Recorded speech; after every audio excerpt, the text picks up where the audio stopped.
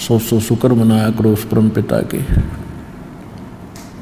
एकांत में बैठकर उसका धन्यवाद किया करो, आंखों में आंसू भर के कि हे परमात्मा, हम इस योग्य नहीं थे, आपके रहम और करम ने हम इस योग्य बनाया, अपने चरणों में लिया। अभी तो आप बच्चे हो, बालक हो, आपको जो वस्तु मिली है इसका अभी ज्ञान नहीं है, ये कितनी कीमत की है, लेकिन आपको मिल गई, आपके पुण्यक्रम ज़्यादा है इसलिए आपको प्राप्त हो चुकी है। और ये वस्तु मिल गई है तो वो अपना काम भी कर रही है जो इसने करना चाहिए। आपको जब पूर्ण ज्ञान होगा इस अध्यात्म मार्ग का,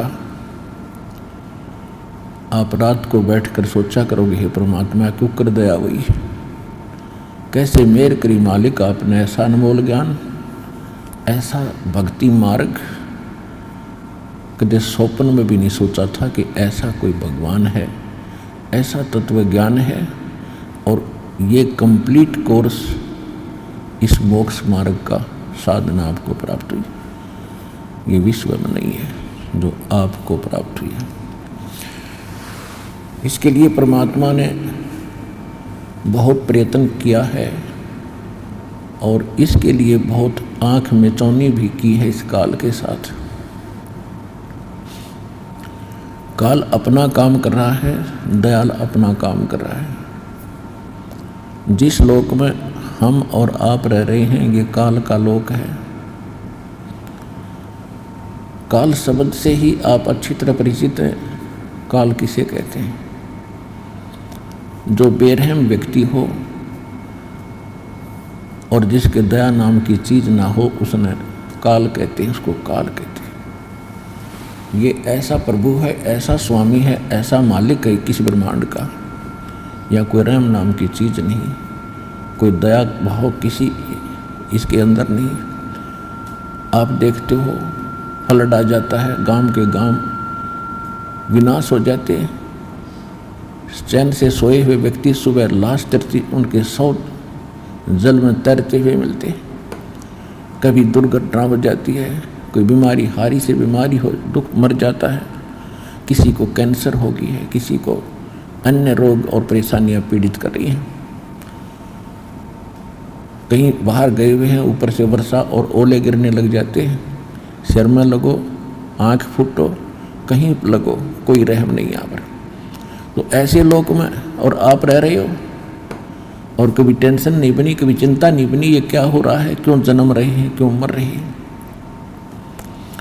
क्योंकि काल ने सबकी बुद्धि को ऑफ कर दिया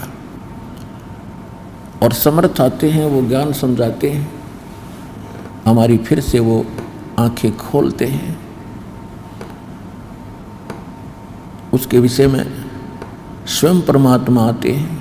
ये काल इतना प्रबल है, इसने ब्रह्मा विष्णु महेश जी को भी अपने कंट्रोल में रखा हुआ है, जो यहाँ की परम शक्तियाँ हैं और इसके पुत्र हैं। ये केवल उसी के रिमोट से काम करते हैं। समर्थ आने के बाद जब हम परमात्मा की शरण में आ जाते हैं, फिर काल का रिमोट काम नहीं करता, काल की शक्ति हमारे ऊपर असर नहीं करती, तब हम कुछ सोच सकते हैं, तब हम भक्ति भी कर सकते हैं और उसी समय हम इस काल के लोक में कुछ सुरक्षित भी रह सकते हैं। तो परमात्मा ने आकर आपको आगाह किया है, समझाया है। क्या समझाया है परमात्मा ने? मानुष जन्म दुर्लभ है, ये मिले न बारंबार, तरवर से पत्ता टूट गिरे, भाई बोर न लगता डर।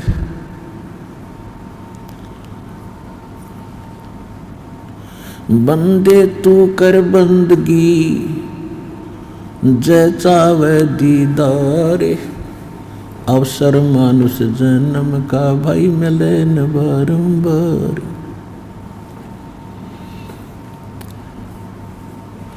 पृथ्वीपति चकवे गए, पूरी पृथ्वी के शासक जिनको चक्रवर्ती राजा कहा जाता था, उनको चकवे कहा है सुख संवेद में। पृथ्वीपति चकवे गए जिनके चक्र चलंत, रावण सरीखे कौन गिणे भाई ऐसे गए अनंत।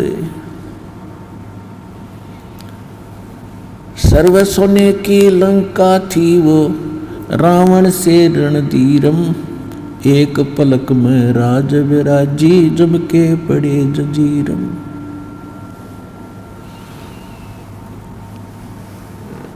परमात्मा हमें समझाना चाहते हैं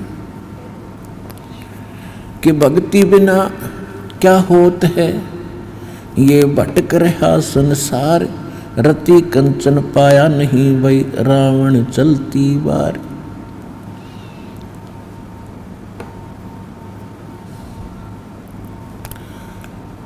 परमात्मा हमें कैसे कैसे एग्जाम्पल बताकर उदाहरण दे करके सतर्क करना चाहते हैं कि बच्चों तुम जहाँ रह रहे हो ये लोग ठीक नहीं है, और जिस मानुष जन्म को प्राप्त करके आपने जो कार्य मनुष्य जीवन का करना चाहिए था उसको कर नहीं रहे हो, और जो पुण्यात्माएं उस कार्य को कर भी रहे हैं वो मार्ग ठीक नहीं है, वो भक्ति ठीक नहीं है, वो साधना ठीक नहीं है। जो भक्ति नहीं कर रहे और जो कर रहे हैं वो शास्त्र विधि त्याग कर मनमाना आचरण कर रहे हैं, तो दोनों ही एक समान है।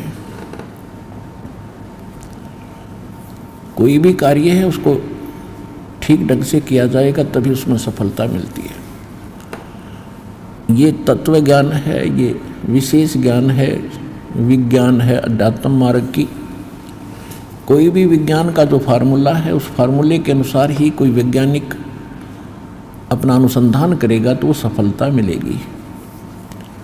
इसी प्रकार ये विज्ञान है, तत्व ज्ञान है, विशेष ज्ञान है, ये सुख संवेद जो आपको बताया जा रहा है भक्ति का, इसके कुछ फार्मूले हैं। उन फार्मूलों के अनुसार ही आप साधना भक्ति करोगे तो आपको अवश्य सफलता प्राप्त होगी।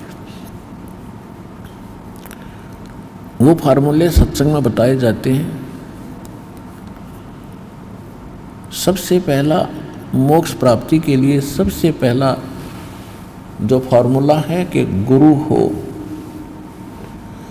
गुरु बिन माला फेरते, गुरु बिन देते दान, गुरु बिन दोनों निष्फल हैं, चाहे पूछो वेद पुराण। कि सबसे पहले इस मार्ग में गुरु हो। गुरु के बिना भक्ति करना भी विफल है, व्यर्थ है। अब कहते हैं गुरु गुरु में भेद है, गुरु गुरु में भावे, सोए गुरु सराइये जो शब्द लखावे दाव। अब गुरु जी गुरु गुरु के अंदर अंतर है।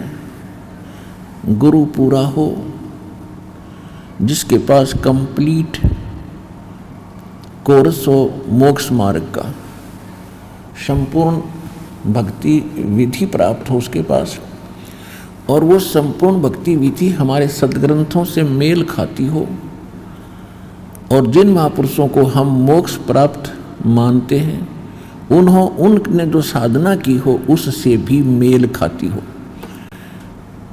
तो वो साधना और वो ज्ञान जो संत बताता है वो पूर्ण गुरु होता है।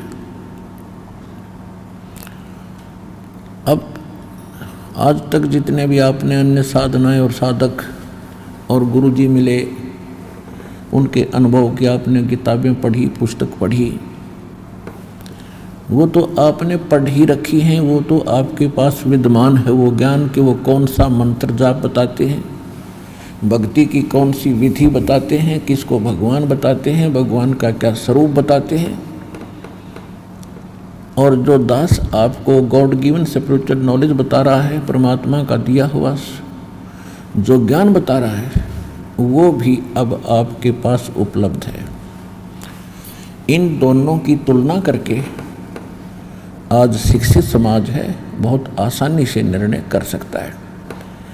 इसलिए परमात्मा ने आपको शिक्षित किया सबसे पहले।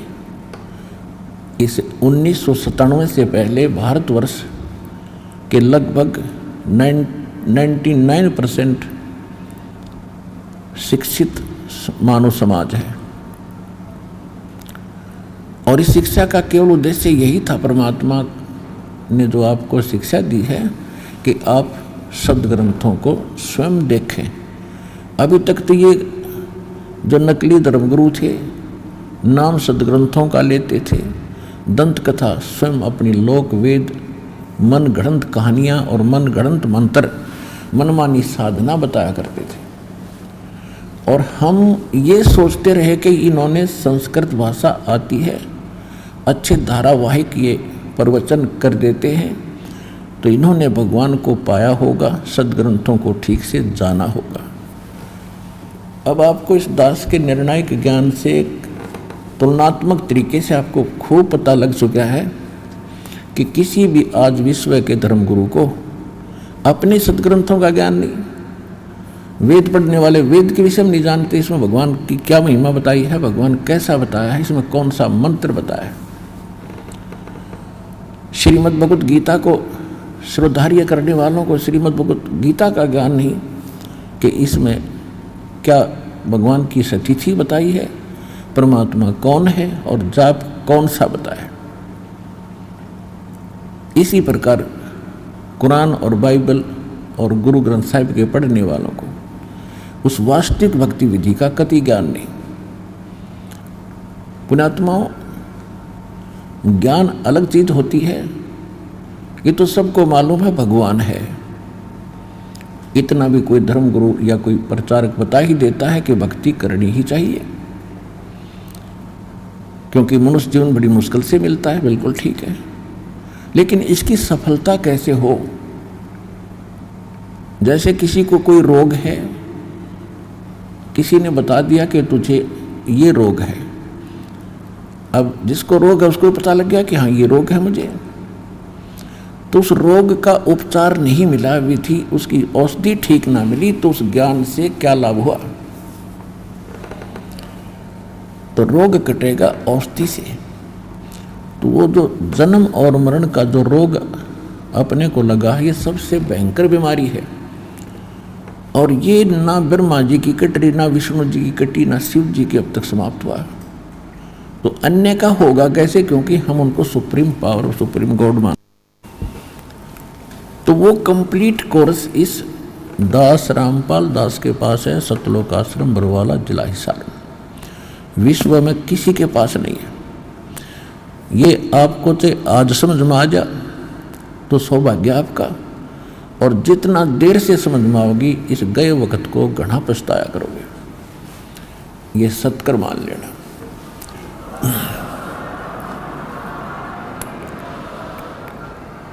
तो सबसे पहले हमने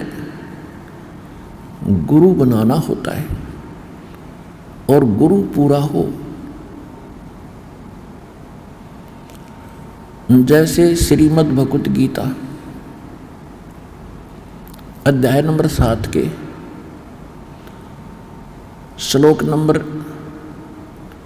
12 से लेकर 15 तक एक निर्णायक ज्ञान दिया है कि अर्जुन, इन तीनों गुणों से, रजगुण ब्रह्मा जी, सतगुण विष्णु जी, तमगुण शिव जी, इनके द्वारा जो भी प्रक्रिया इस लोक में हो रही है, रजगुण ब्रह्मा जी से उत्पत्ति, सतगुण विष्णु जी के प्रभाव से यहाँ आपस में मोह ममता लगाव, और भगवान शंकर हमें मार ही रहा है, इसके तमोगुण, इसके आधार से हम एक दूसरे से झगड़ा ठान लेते हैं और बहुत बड़ी हानियां कर देते हैं। लाखों लोग लड़कर मर जाते हैं, राजा लोग सेनाओं से। तो ये इस तमोगुण का प्रभाव है। इनसे जो कुछ भी हो रहा है इसका मूल कारण मैं हूँ। कौन? जो श्रीमद् भगवत गीता का ज्ञान दे रहा है वो कौन है? वो काल है। श्रीमद् भगवत गीता अध्याय नंबर 11 के श्लोक नंबर 32 में स्वयं कहता है कि अर्जुन मैं काल हूँ, और सबको, सब लोगों का नाश करने के लिए जो सामने खड़े हैं, उसके लिए मैं अब प्रवृत्त हुआ हूँ। श्री कृष्ण नहीं थे वो, श्री कृष्ण तो पहले विद्वान थे। वो काल है जो ऐसे गुप्त खेल करता है, इसके सब कर्म अलौकिक हैं। श्री कृष्ण में प्रवेश करके वो प्रेत की तरह बोल रहा है, वो काल है।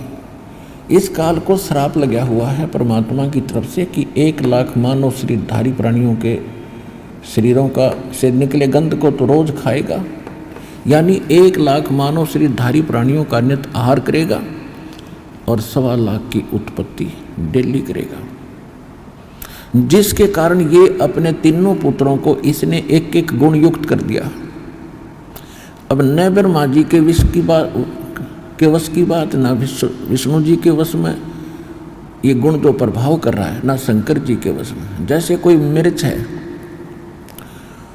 ये भगवान अपने लोकों में रह रहे हैं, विष्णु लोक में विष्णु जी, ब्रह्मा लोक में ब्रह्मा जी और शिव लोक में शिव जी, ऊपर लोक हैं इनके।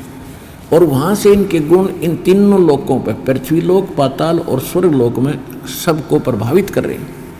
जैसे रसोई के अंदर छौंक लगाया जाए मिर्चों का, और अन्य कक्षों में बैठे हुए, अन्य कमरों में बैठे हुए व्यक्तियों को भी छींकें आनी शुरू हो जाती हैं। तो मूल वस्तु, साकार वस्तु तो रसोई में, उसके गुण ने आके वहाँ प्रभाव डाला, तो बस की बात नहीं कोई छींक रोक ले। ठीक इसी प्रकार इनसे निकले हुए तीनों गुण आप सबको, सभी प्राणियों को, पशु पक्षी, मानव को, देवताओं को ये प्रभावित कर रहे हैं, जिसके कारण ये विवश होकर के संतानों उत्पत्ति करते हैं। इतनी प्रबल प्रेरणा ये भर देता है, जीव के बस की नहीं। और आपस में मोह ममता ये भी हमारे बस का नहीं, क्योंकि इस गुण के प्रभाव से, जैसे किसी ने शराब पी ली, अब शराब पी के कहीं पड़ा रहो, विवश है वो, उसको पता ही नहीं तू कहाँ पड़ा है, क्या बोल रहा है, क्या कर रहा है, किधर जा रहा है। तो इस प्रकार इस काल भगवान ने कहा है कि ये तीनों गुणों से जो कुछ भी हो रहा है उसका निमित्त कारण मैं ही हूँ, मैं इनमें नहीं हूँ और ये मुझ में नहीं है, क्योंकि ये उनसे बाहर बैठा है 21वें ब्रह्मांड में। और प्रत्येक ब्रह्मांड के अंतिम छोर पर इसलिए गुप्त स्थान बना रखा है, वहाँ भी रहता है, और 21वें ब्रह्मांड के शिखर में भी एक चला जाता है जब इसको आवश्यकता होती है। तो कहने का भाव ये है कि फिर इसने ये भी स्पष्ट कर दिया है कि इन तीनों गुणों की जो भक्ति करते हैं, रजगुण ब्रह्मा, सतगुण विष्णु, तमगुण शिव, 3 देव की जो भक्ति करते हैं, और जो मेरी भक्ति नहीं करते हैं, मेरी भक्ति भी नहीं करते हैं, वो राक्षस स्वभाव को धारण किए हुए मनुष्यों में नीच दूषित कर्म करने वाले मूर्ख, ये इन्हीं तक सीमित हैं। इन्हीं तीनों गुणों ब्रह्मा विष्णु महेश की ही भक्ति करते रहते हैं। इनका ज्ञान हरा जा चुका है, इनकी बुद्धि चुरा ली है, इस थोड़े से लाभ जो इनसे प्राप्त होता है इसी पर आश्रित हो गए हैं, ये मुझे भी नहीं भजते। अब कहने, और यही परमात्मा 600 वर्ष पहले भगवान स्वयं आए थे, कबीर परमेश्वर जी। वैसे प्रत्येक युग में आते हैं ये, लेकिन हम क्योंकि कलयुग में हैं, पिछले इतिहास में इतने ज्ञान नहीं है। अब कलयुग का विधांतों में खूब ज्ञान है। 600 वर्ष पहले परमात्मा स्वयं आए थे, कबीर देव जी, कबीर साहब। तब वो यही कहा करते थे कि 3 देव की जो करते भक्ति, ब्रह्मा विष्णु महेश की जो भक्ति करते हैं, इनकी कभू न हो मुक्ति। तो उस समय हमारे धर्म गुरुओं ने बड़ा विरोध करवा दिया भगवान का, और इतने अत्याचार किए दाता पे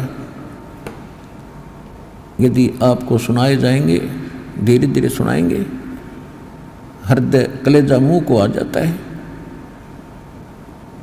क्योंकि उस समय जनता अशिक्षित थी।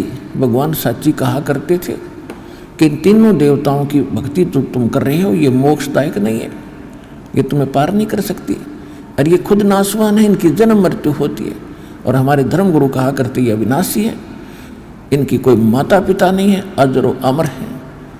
और आज परमात्मा ने 600 वर्ष पहले कबीर भगवान ने बताई थी कि इनकी जन्म मृत्यु होती है, इनकी माता दुर्गा है, इनका पिता ये काल है।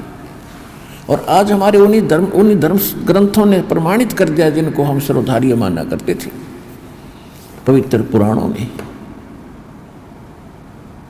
कि इनकी जन्म मृत्यु होती है, ये अजर व अमर नहीं है, और ये दुर्गा इनकी माता है, ये काल इनका पिता है।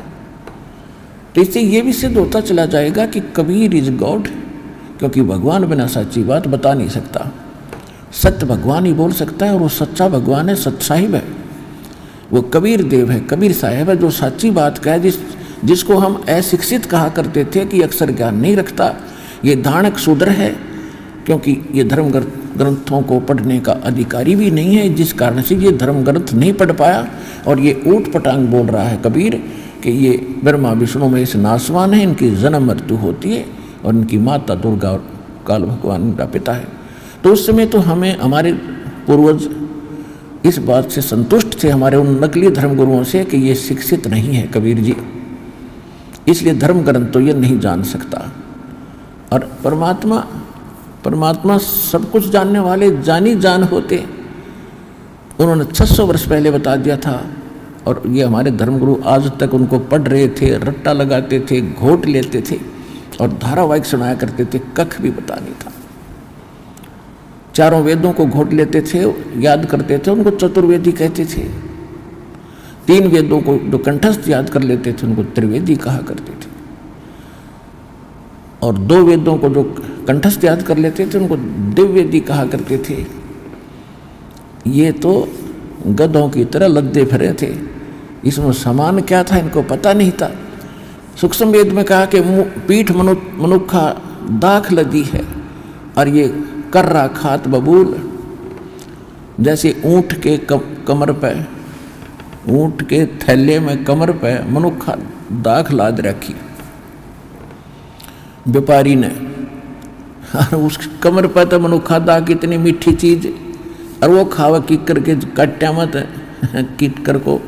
किक्कर के जो बबूल के कांटों में मुंह मार रहा है, होठ फुड़वा रहा है, उसको पता नहीं तेरे ऊपर कितनी बढ़िया चीज दरिया मार ले मुंह, एक बार मुंह मोड़ के।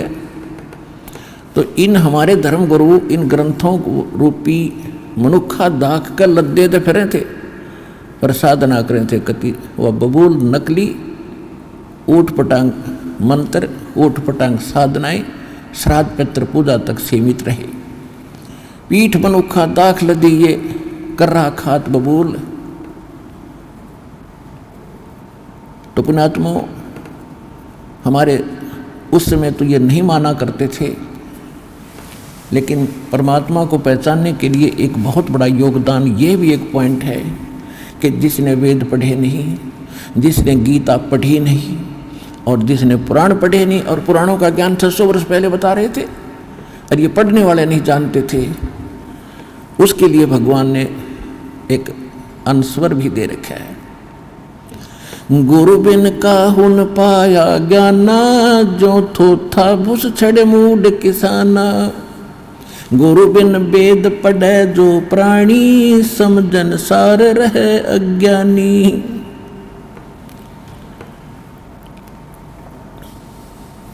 वेद पढ़े पर वेद न जाने, ये बाँचे पुराण 18।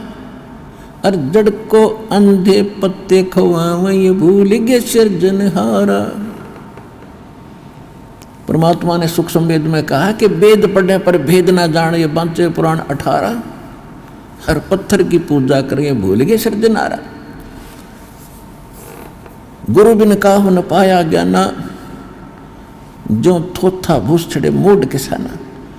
अब जैसे धान निकाल लिए हो और पराल पड़ी हो, और उस पराल ने कोई कूट रहा हो, क्या वो बुद्धिमान हो सकता है?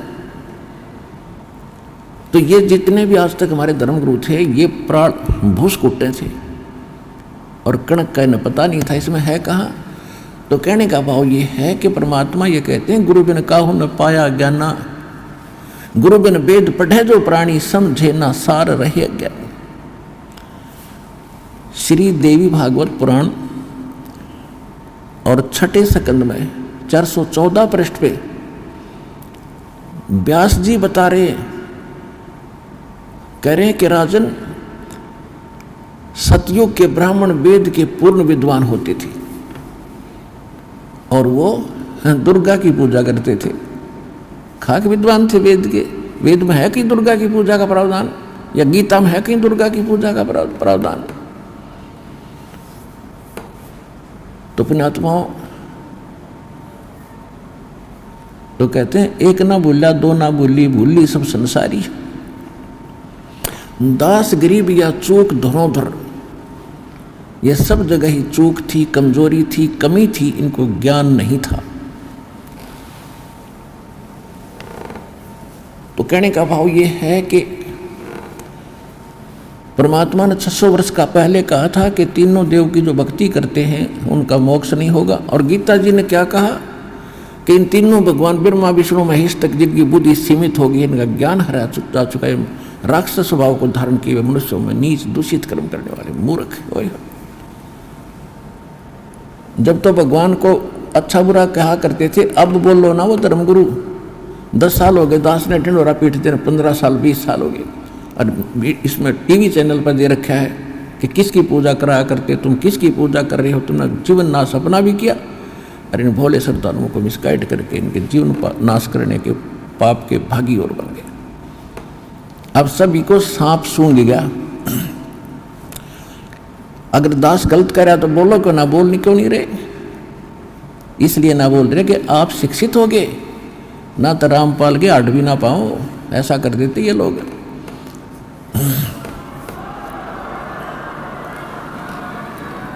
क्योंकि तो राक्षस से भी लिख रखा है इसमें, राक्षस स्वभाव को धारण किए मनुष्यों में नीच। और ये करेंगे क्या फिर, जब पूजा इनकी करें, धर्म ग्रंथ बता रहे हैं इनका स्वभाव ऐसा होया हुआ है। अब स्वभाव भी बदल जाता है। डाकू होता है, ज्ञान सुनने से वो नेक आदमी बन जाता है। शराबी होता है, शराब पीता है, ज्ञान सुनने से शराब छोड़कर भगत बन जाता है। तो इस ज्ञान से ये सभी सुधरना पड़ेगा। इन सभी धर्मगुरुओं को पता चल चुका है कि तुम्हारे पास खक नहीं, पर अब ये न्यो सोच रहे हैं कि अभी सब न पता नहीं चला है और निम बढ़ते जितने निम बहेगी। एक पंडित जी था, वो काशी विद्यापीठ पढ़ कर आया था और किसी राजा ने कोई अनुष्ठान करने की बता दी, किसी ब्राह्मण ने, कि भी ऐसे ऐसे को धार्मिक अनुष्ठान कराओ। उसने वजीर की ड्यूटी लगा दी, मंत्री की। मंत्री ने गांव में नगर में खोजा कि भी कोई विद्वान ब्राह्मण हो। एक ब्राह्मण का पता चला कि बहुत अच्छे विद्वान हैं, पढ़े लिखे हैं, और जिसने उस राजा को बताया था कि तू कम से कम 4-5 ब्राह्मणों से अनुष्ठान करवाना। अब अन्य ब्राह्मणों की खोज भी की, लेकिन कोई आगे नहीं आ रहा था। इस कारण से ब्राह्मण आगे नहीं आ रहे थे कि जो काशी विद्यापीठ से पढ़कर आया है वो बहुत बड़ा विद्वान है, और हम तो जंतर मंत्र करिए हैं, हमारी दालूड़े गड़े नहीं, और कहीं राजा दंडित ना कर दे। और राजा ने क्या कर रखा था कि प्रतिदिन जो अनुष्ठान के लिए आएगा ब्राह्मण, उसको प्रतिदिन 1 अशरफी, यानी आज का 10 ग्राम सोना, यानी 35-30 हज़ार दिल्ली के उसको दक्षिणा मिलेगी। अब जो धर्मगुरु, जो काशी विद्यापीठ पढ़ कर आया था ब्राह्मण, उसको मिली अशरफी, और उसने फिर लाया खाने पीने का सामान, अपनी पत्नी के बढ़िया गहने गुणे बनवा दिए, कपड़े अच्छे लाया।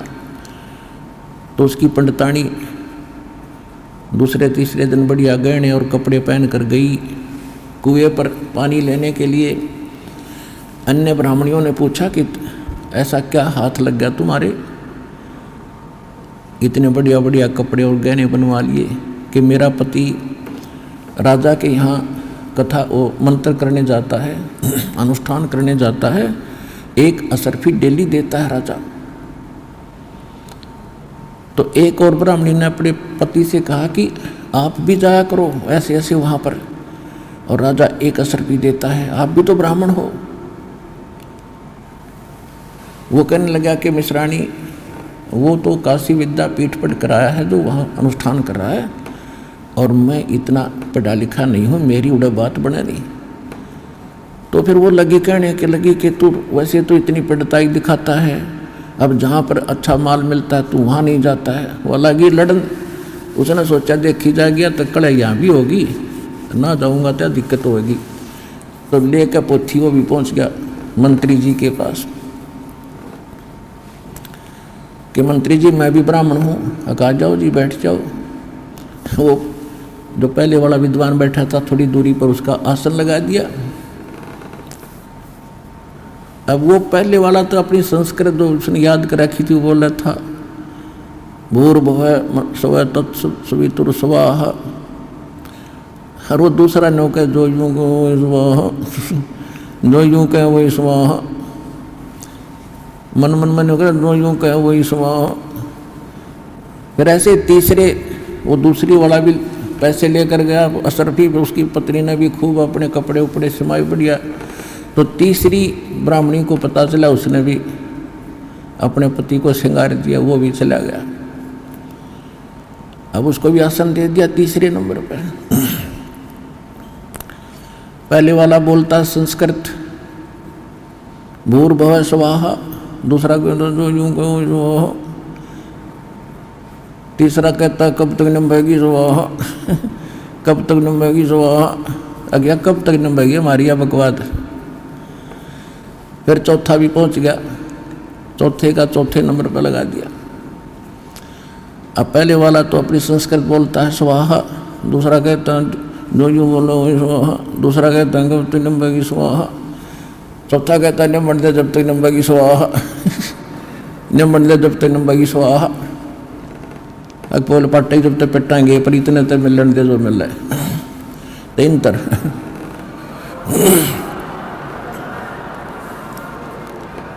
तीन धर्म गुरुआं गेलना ऐसे बन रही है कि निम्बण दे जब तक निम्बेगी स्वाहा। फिर तो सवा होना ही है, क्योंकि सब सफाया होगा इनका, इनको कहीं छुपने को स्थान नहीं मिलेगा। इतने अनमोल जन्म के साथ ये खिलवाड़ कर रहे हैं। या तो इनको पता नहीं था जब तक बात थी दूसरी कि विज्ञान नहीं था, अब इनको ज्ञान है। एक मीडिया के अंदर चल रहा है और एक दिन से नहीं, 2 दिन से नहीं, 20 वर्ष से आ रहा है। तो इनको ज्ञान हो गया कि हम झूठे हैं, हमारा ज्ञान झूठा है, और फिर भी नहीं मान रहे हैं। उसके लिए परमात्मा कहते जानबूझ साची तजय करे झूठ तने, और ताकि संगत है प्रभु सोपन में भी ना दे। चलो गलती किस पे ना बनी, पता नहीं किन किन पे गलतियाँ, और जो सुधार लेता है फिर संभल जाता है, वो तो इंसान होता है। जितने भी भक्त हैं और जितने भी वर्तमान के गुरु हैं, ये सभी पुण्यात्मा हैं, परमात्मा के लिए लगे। अब जो गुरुओं की तो मजबूरी बन गई कि इज्जत का नाश होगा, और वो भगत भोले भाले हैं, उन्होंने सोच रखा गुरु कंप्लीट है, वो वहाँ मार खा रहे। तो कंप्लीट और इनकम्प्लीट का निर्णय भगत नहीं स्वयं कर सकते। किसी डॉक्टर की औषधि को डॉक्टर ही बता सकता है, प्रमाणित कर रहा है कि इसमें ये साल्ट होना चाहिए था इस रोग के लिए, ये देखो यहाँ लिखा है, और ये साल्ट नहीं है तो ये औषधि गलत है। तो दास वही कर रहा है कि मोक्ष मार्ग के लिए इन मंत्रों की आवश्यकता है। ये हमारे ग्रंथों में लिखे, सूक्ष्म वेद में लिखे, और हमारे धर्म, हमारे जो मोक्ष प्राप्त जो संत हुए हैं उन्होंने यही फार्मूले अपनाए थे। इसके अतिरिक्त जो भी आप प्रयोग कर रहे हो, ये भक्ति कर रहे हो, वो व्यर्थ है, उसको त्याग दो। इतनी सी बात है। अप्रसंग जो चल रहा है कि परमात्मा ने कहा था तीनों गुणों की जो भक्ति करते हैं उनका मोक्ष नहीं हो, तीनों भगवानों, 3 देवताओं की। यही गीता प्रमाणित कर रही है, काल भी खुद कह रहा है। फिर ये कहता है कि मेरी भक्ति 3 प्रकार के करते हैं। अब जैसे हमारे धर्मगुरु, हमारे वेद कुछ कह रहे हैं और ये कुछ कह रहे हैं,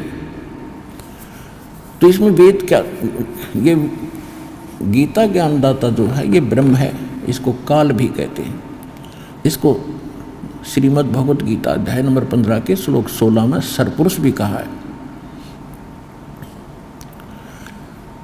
तो ये खुद कहता है कि मेरी भक्ति 4 प्रकार के करते हैं, यानी ब्रह्म साधना। ब्रह्म साधना में इन 4 वेदों में केवल ब्रह्म साधना ही लिखी है। ब्रह्म साधना यानी भक्ति तो ब्रह्म तक की है और ज्ञान पूर्ण परमात्मा का है।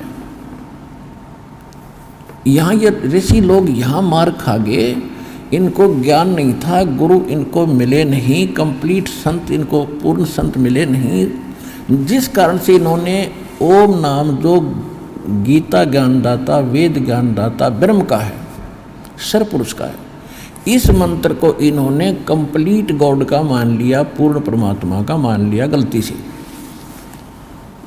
और परमात्मा कह रहे हैं कि गुरु बिन वेद पढ़े जो प्राणी और समझे ना सार रह ज्ञानी।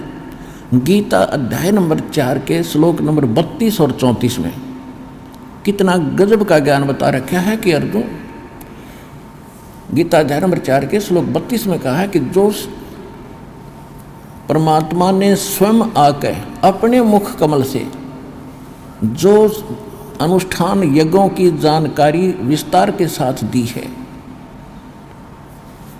उसको सूक्ष्म वेद कहते हैं, उसको तत्व ज्ञान कहते हैं। उसको मैं नहीं जानता और उसके अंदर कंप्लीट यानी विस्तार के साथ बताई गई है। उसको जानने के बाद फिर सभी कर्मों से तू मुक्त हो जाएगा। चौथे अध्याय के 34वें श्लोक में कहा है कि उस तत्व ज्ञान को तत्वदर्शी संतों के पास जाकर समझ, यानी गीता ज्ञानदाता उससे अनभिज है। तो उसे अनभिज है तो वो फिर पूर्ण मोक्ष हुआ कैसे? वो तो अपनी साधना बता रहा है 8वें अध्याय के 13वें श्लोक में, ओम इति एकाक्षरम ब्रह्म व्यवहारण मामनुसमन ये पर्याति तदंदेहम सयाति परमाम गति। माम ब्रह्म यानी मुझ ब्रह्म का, ओम केवल यही एक अक्षर है, नथिंग एल्स। उच्चारण करके सिमरण करने का, उच्चारण करके सिमरण करता हुआ ये पर्याति तदंदेहम, जो शरीर छोड़कर जाता है यानी अंतिम सांस तक इसका जाप करता, सयाति परमाम गति। जो ब्रह्म तक की प्राप्ति, ओम से जो होने वाली प्राप्ति है वो परम गति हो जाती है। तो ओम जाप से ये ब्रह्म का जाप है तो ब्रह्म लोक प्राप्ति होती है। 8वें अध्याय के 16वें श्लोक में गीता जी में ये भी स्पष्ट कर दिया है कि ब्रह्म लोक में गए हुए प्राणी भी पुनर्जन्म में आते हैं, पुनरावृत्ति होती है, उनका फिर से जन्म मृत्यु बना रहेगा।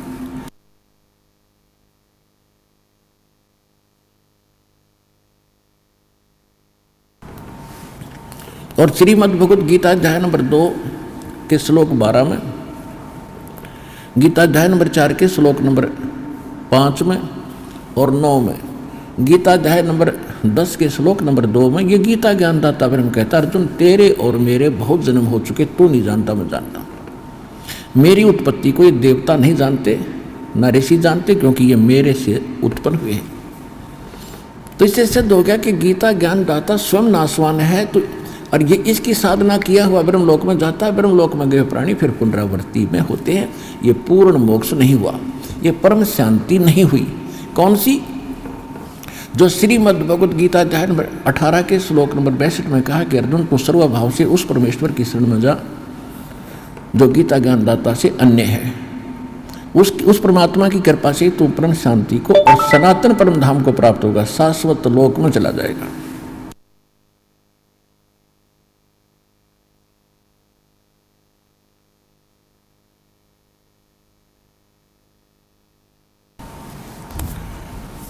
और श्रीमद् भगवद गीता अध्याय नंबर 15 के श्लोक नंबर 4 में कहा कि तत्वदर्शी संत की प्राप्ति के उपरांत परमेश्वर के उस परम पद की खोज करनी चाहिए, जहाँ जाने के बाद साधक फिर लौटकर कभी संसार में नहीं आते। और जिस परमेश्वर ने सब ब्रह्मांडों की रचना की है, और मैं भी, और केवल उसी की भक्ति करो और सब पूजाएं त्याग लो। अपनी साधना को भी छोड़ने को कह रहा है कि केवल उसकी भक्ति करो। अपनात्मा ये है श्रीमद् भगवद गीता का सार जो दास बता रहा है। अरे पहले 4 पंक्ति लिख देते थे, अर्जुन तू क्या लाया है, तेरा क्या जाता है, आत्मा तो अजर अमर है, तू क्यों चिंता करता है। बस ये था गीता सार है, खाक था गीता सार। गीता सार तो अब तुम्हारे सामने, आपके सामने आ रहा है। ये था वो गीता जी का सार। अब जो प्रसंग चल रहा है कि अब ये जो धर्म जो ऋषि थे, इनको गुरु नहीं मिला, और गुरु ना मिलने से इनका ये अकल आई नहीं कि तुम ये भी तुम्हारी समझ में आना चाहिए कि जो वेद ज्ञानदाता ही ये गीता ज्ञानदाता है, और वेदों का सारांश ही श्रीमद् भगवद गीता है। तो वेद में यजुर्वेद अध्याय नंबर 40 के मंत्र नंबर 10 में ये गीता वेद ज्ञानदाता खुद कहता है कि कोई तो परमात्मा को संभवात कहता है। संभवात माने जन्म लेने वाला, जैसे अवतार रूप में राम और श्री कृष्ण आदि मानते हैं, और कोई इसको असंभवात कहता है कि जन्म लेता ही नहीं, वो अजन्मा है, अजरो अमर है, वो कभी प्रकट नहीं होता।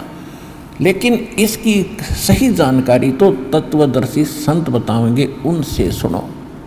तो इनकी अकल वहाँ नहीं गई कि ये क्या लिखा है, ये तो वेद ज्ञानदाता खुद कह रहा है कि वो तो कोई और बताएंगे, तत्वदर्शी संत बताएंगे। और गीता यजुर्वेद अध्याय 40 के मंत्र 15 में लिखा है कि ओम, उसमें लिखा है कि वायु अनिलम अथितम भस्मांतम शरीरम, भस्मांतम शरीरम, शरीर के अंत होने तक इस मंत्र का जाप करना है। कौन से का? ओम कर्तु समर किलवे समर कर्तुम समर। ओम नाम का जाप काम करते करते सिमरण करो, विशेष कसक के साथ, श्रद्धा के साथ सिमरण करो, और मनुष्य जीवन का मूल कर्तव्य जानकर ओम का सिमरण करो। अब ये कह रहा है कि यजुर्वेद अध्याय नंबर 40 के श्लोक मंत्र नंबर 15 में तो इसने ये बता दिया। यजुर्वेद अध्याय नंबर 40 के ही अंतिम मंत्र, और यजुर्वेद का अंतिम मंत्र है, ये अंतिम अध्याय है और 17वां अंतिम मंत्र है, श्लोक है। उसमें वेद ज्ञानदाता कहता है कि वो पूर्ण परमात्मा तो परोक्ष है, ऊपर है, वो तो गुप्त है, उसकी जानकारी मुझे भी नहीं है, और मैं ब्रह्म हूँ, मैं ब्रह्म लोक में रहता हूँ, और मेरा ओम नाम है। तो इनका अकल में नहीं आई कि जब और परमात्मा है तो मंत्र करे ओम ब्रह्म का, वो कहता कोई और भगवान है। उसके विषय में यजुर्वेद अध्याय नंबर 5 के मंत्र 32 में कहा कि वो कौन है? उसी कसी माने जो परम शांतिदायक है। कबीर असी, वो कबीर अंगारी असी बम्भारी असी, वो कबीर है, वो परमात्मा कबीर देव है, जो पापों का नाश करने वाला है। और बम्भारी, अरि माने शत्रु, बम्भर माने बंधन, यानी जो बंधनों का शत्रु है, हम उसको बंदी छोड़ कहते हैं। और परमात्मा खुद भी कहते हैं बंदी छोड़ हमारा नामम, अजर अमर है अस्थिर ठामम, अमर करूं सतलोक पठाऊं, तात बंदी छोड़ कहाँ। और वेद स्पष्ट नाम लिख रहे हैं कि वो कबीर अंगारी असी, पाप नाशक केवल कबीर देव है, और कोई पाप का नाश नहीं कर सकता किसी कोई भी देव। और बम्भारी असी, वही बंधनों का शत्रु है, यजुर्वेद अध्याय नंबर 5 के श्लोक नंबर 32 में। और रत धामा सवर ज्योति रत धामा असी। अब बताओ, सवर ज्योति माने स्वयं प्रकाशित है वो लोक, और उस रित धाम के अंदर परमात्मा रहते हैं सतलोक में। ये ऋग्वेद मंडल नंबर 9 सूक्त 86 के मंत्र 26-27 से प्रमाणित है। 27 में लिखा है कि वो परमात्मा धूलोक के तीसरे लोक में रहता है। धूलोक यानी उस तेजों में सवरज्योति, जो सवरज्योति लोक है, स्वयं प्रकाशित जो स्थान है सतलोक है, उसके तीसरे पोर्शन में भगवान रहता है।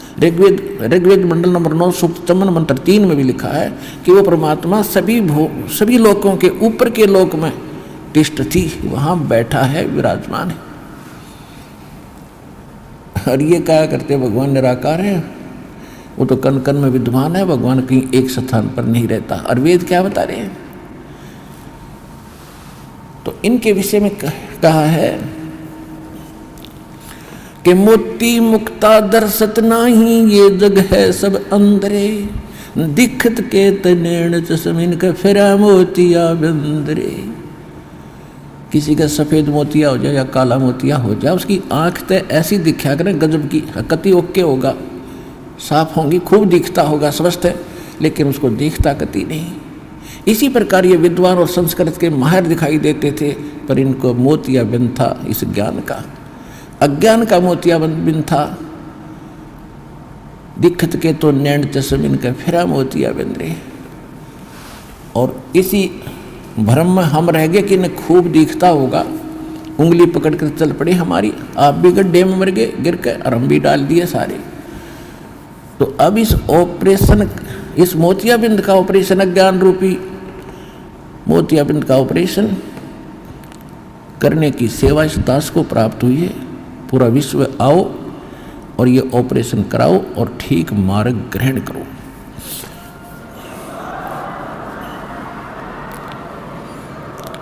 अब जो प्रश्न चल रहा है कि वेद ज्ञान दाता कह रहा है कि मेरा ते को मंत्र है, गीता ज्ञान दाता खुद कहता ओम इति का अक्षरम ब्रह्म विहाण मामन समरण, मुझ ब्रह्म का केवल को मंत्र है। गीता अध्याय नंबर 7 के श्लोक नंबर 29 में गीता ज्ञानदाता ने कहा कि जो मेरी इन बातों पर विश्वास करके मेरे आश्रित हो जाता है तत्वदर्शी संत को खोज लेता है। उसके पश्चात कहते हैं जरा मरण मोक्षाय यतन्तीते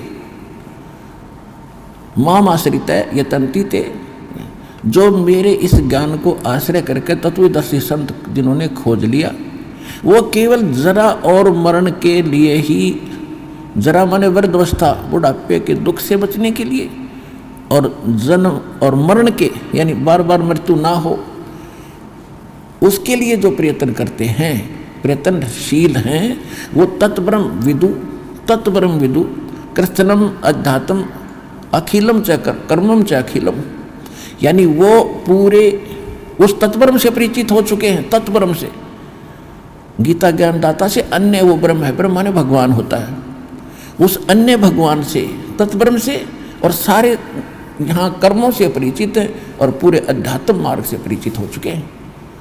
तो अर्जुन ने 8वें अध्याय के प्रथम मंत्र में पूछा कि भगवान वो फिर तत्ब्रह्म कौन है? 8वें अध्याय के 3रे श्लोक में श्रीमद् भगवद गीता में कहा कि वो परम अक्षर ब्रह्म है, यानी गीता ज्ञानदाता से कोई और है वो परम शक्ति। 8वें अध्याय के 5 और 7 में गीता ज्ञानदाता कहता है मेरी भक्ति कर, मुझे प्राप्त होगा, और युद्ध भी करना पड़ेगा। यानी जो भक्ति है ये हठ योग नहीं करना, कहीं पर भी प्रमाणित नहीं है कि एक स्थान पर बैठ कर आसन लगाकर हठ योग करते रहो, नहीं। जैसे सूक्ष्म वेद में भी यही बताया कि नाम उठत नाम बैठत नाम सोत जागवे, नाम खाते नाम पीते नाम सेती लागवे। और यजुर्वेद अध्याय नंबर 40 के श्लोक मंत्र में स्पष्ट हो गया कि ओम कर्तु समर किलवे समर कर्तुम समर, ओम नाम का जाप काम करते करते सिमरण करो और विशेष कसक के साथ करो और अपना मूल कर्तव्य जान के काम भी करो, भक्ति भी करो। यही 8वें अध्याय के 7वें श्लोक में कह रहा गीता ज्ञानदाता कि तू युद्ध भी कर और मेरा स्मरण कर। जब युद्ध जैसे कठिन भयंकर समय में भी भगवान को याद करना चाहिए, तो हम तो सिंपल पीसफुल हैं। अब तो काम करते करते मोहल्ले की भूल पड़नी नहीं चाहिए, काम भी करो अपना काम। इसलिए ये मोक्ष, इसलिए परमात्मा स्वयं आकर के एक दुल्हा की भूमिका किया करते थे कि काम भी कर रहा हूँ और भक्ति भी कर रहा हूँ।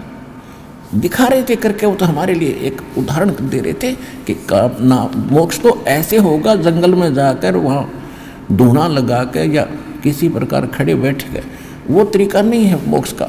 सही भक्ति हो, सही मंत्र हो, अपना काम भी करो और मोक्ष प्राप्ति हो सकती है।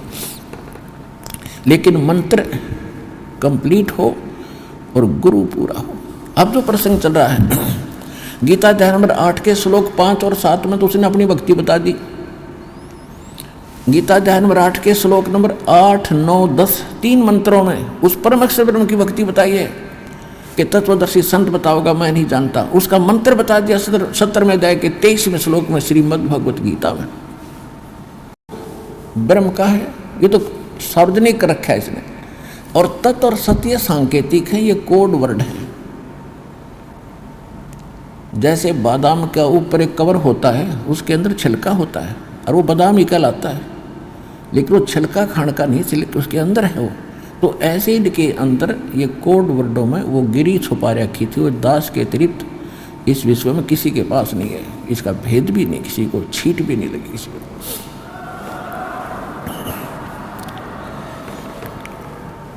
तो उस परमात्मा के पाने का, सतलोक में जाने का, परम शांति प्राप्त करने का केवल एक ओम तत्सत, ये 3 अक्षर का मंत्र है। अब इससे क्या सिद्ध हो गया कि वेद गीता ज्ञानदाता 7वें अध्याय के 16, 17 और 18 3 मंत्रों में और 19 में एक और अलग से ज्ञान दे रहा है। ये कह रहा है कि मेरी भक्ति 4 प्रकार की करते हैं। एक अर्थार्थी, यानी ब्रह्म साधना जो किया करते थे ब्राह्मण लोग, केवल वेदों से ही अनुष्ठान करते थे। चाहे कोई किसी को का संकट निवारण के लिए, आर्त माने संकट, दुखी, संकट निवारण के लिए, और अर्थार्थी धन में लाभ प्राप्ति के लिए, धन लाभ प्राप्ति के लिए। जैसे आजकल कोई अन्य मंत्रों से कोई अनुष्ठान करता है, ऐसे नहीं करते थे, वो केवल वेद मंत्रों से ही किया करते थे। और जिज्ञासु वो होता है जो परमात्मा पाने के लिए घर से निकला, वैराग्य हो गया, संन्यास ले लिया, जैसे भी उसने गुरु मिले उनसे ज्ञान ग्रहण करके वो वक्ता बन गया और दुनिया में प्रसिद्ध हो गया उस खिचड़ी ज्ञान से। ये महर्षि दानंद कैसे न कक्का पता नहीं था, महर्षि पाक गए। तो ये जिज्ञासु था, घर से निकला था परमात्मा के लिए, आगे वो नकली गुरु मिले इनको, उन्होंने जो उसमें भर दिया उसने आगे वो बच फैला दिया। तो ये कहता तीसरे जो जिज्ञासु, अर्थार्थी और जिज्ञासु, ये रिजेक्ट कर दिए कि नहीं ये भक्त नहीं है। चौथा ज्ञानी बताया है कि ज्ञानी मुझे अच्छा लगता है, ज्ञानी को मैं अच्छा लगता हूँ। ज्ञानी किसे कहते हैं? ज्ञानी उसको कहते हैं कि जिसको ये ज्ञान हुआ कि मनुष्य जीवन बार बार नहीं मिलेगा, और मनुष्य जीवन प्राप्त करके यदि परमात्मा प्राप्ति नहीं होती इस जीवन का कोई यूज नहीं। नंबर 1। नंबर 2, एक तो मनुष्य जीवन बार बार नहीं मिलेगा, दूसरा मनुष्य जीवन प्राप्त करके यदि मोक्ष नहीं हुआ तो इसका कोई फायदा नहीं इस मिट्टी का। तीसरा, उनको ये ज्ञान हुआ कि इन देवी देवताओं की भक्ति से मोक्ष नहीं होगा, एक पूर्ण परमात्मा की भक्ति से मोक्ष होगा। तो वो इस कारण से उन्होंने अन्य देवताओं की पूजा नहीं की, वो केवल ब्रह्म साधना करने लगे। वेदों को जैसा ब्रह्मा जी ने समझा, तो उसके बाद सभी ऋषियों ने ब्रह्मा जी से ही ज्ञान प्राप्त है, और जैसा उसने वेदों का अर्थ समझ में आया वही हमारे ब्राह्मणों के पास था। और जो आज तक ये कर रहे थे वो आपके समक्ष है। ये केवल जो ब्रह्म के साधक थे वो केवल ओम जाप करते थे और कुछ नहीं। तो कहने का भाव यह है कि ये ब्रह्म गीता ज्ञानदाता कहता है,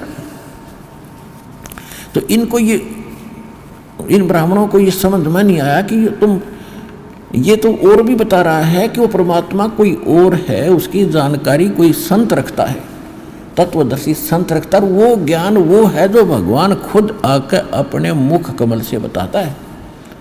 वो सच्चिदानंद घन ब्रह्म की वाणी है, वो परमात्मा की वाणी है, उसके मुख से उच्चरित है। और यही चारों वेद प्रमाणित करते हैं। आपको बहुत बार सुनाया है, बताया है कि ऋग्वेद मंडल नंबर 9 सूक्त 86 मंत्र 26 और 27 में, ऋग्वेद मंडल नंबर 9 सूक्त 82 मंत्र 1, 2, 3 में, ऋग्वेद मंडल नंबर 9 सूक्त 20 मंत्र 1 में, ऋग्वेद मंडल नंबर 9 सूक्त 1 मंत्र 9 में, ऋग्वेद मंडल नंबर 9 सूक्त 54 मंत्र 3 में, ऋग्वेद मंडल नंबर 9 सूक्त 96 यानी 96 के मंत्र 16 से लेकर 20 तक, ऋग्वेद मंडल नंबर 9 सूक्त 94 मंत्र 1 में, ऋग्वेद मंडल नंबर 9 सूक्त 95 के मंत्र 2 में। इसका संक्षिप्त सारांश है कि वो कवियों की तरह आचरण करता हुआ घूमता फिरता है, तत्व ज्ञान का प्रचार करता है।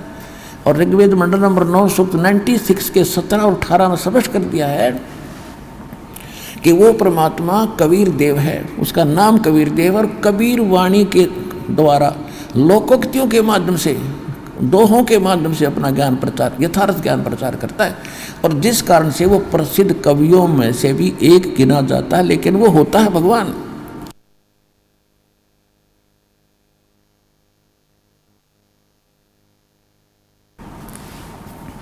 वो होता है परमात्मा। और ऋग्वेद मंडल नंबर 9 सूक्त 94 मंत्र 1 में स्पष्ट कर दिया कि वो कवियों की तरह आचरण करता हुआ अपने ज्ञान का प्रचार करता है। ऋग्वेद मंडल नंबर 9 सूक्त 95 के मंत्र 2 में ये स्पष्ट कर दिया कि वो परमात्मा जिसके बारे में पहले जिक्र चलता रहा है, वो पूर्वोक्त परमात्मा अपनी वाणी के द्वारा बोल बोल कर यथार्थ ज्ञान सुनाता है। और वो एक गुप्त मंत्रों का भी को भी सार्वजनिक करता है, उसका भी रहस्य उद्घाटन करता है, यानी उनको प्रकट करता है। जो भक्ति के यथार्थ मंत्र है उनको भी आविष्कृत करता है। और परमात्मा ने 600 वर्ष पहले कहा था, सो हम शब्द हम जग में लाए, सार शब्द हमने गुप्त छुपाए।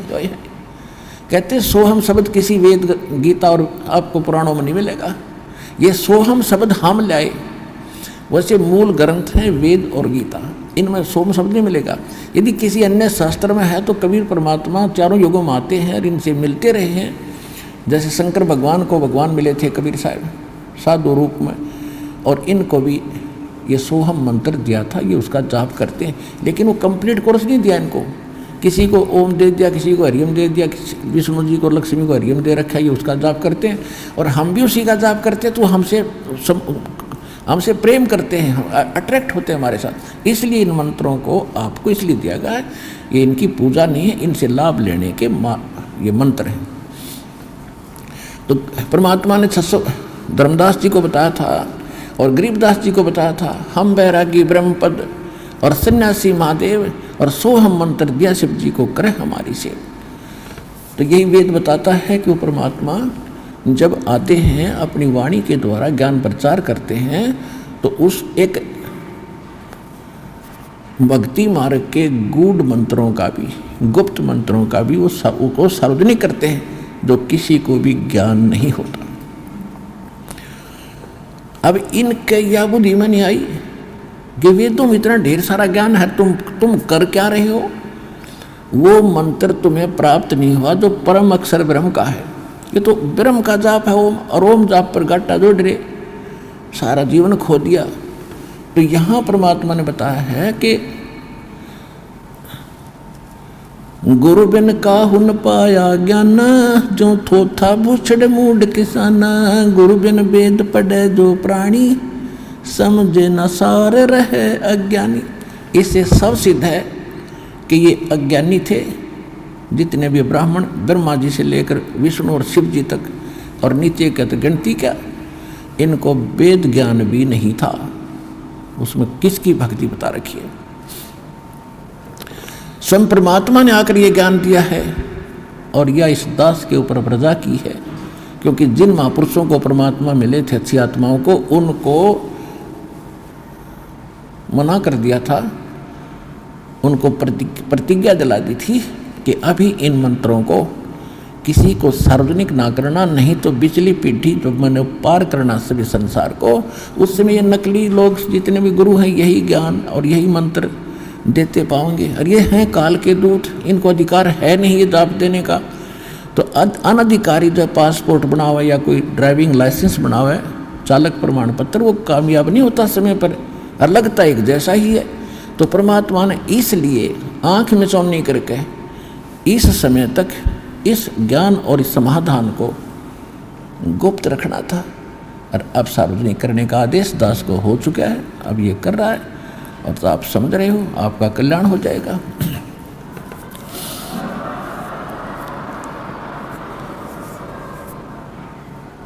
तो ये प्रसंग चल रहा है कि ज्ञानी आत्मा थी तो नेक, क्योंकि इन्होंने भगवान पाने के लिए अपना जीवन न्यौछावर कर दिया, हजारों वर्षों तक तप किया। लेकिन ये गीता ज्ञानदाता कहता है कि ये ज्ञानी आत्मा है तो उदार, लेकिन ये मेरे वाली अनुत्तम गति में स्थित रहे। ओए होए,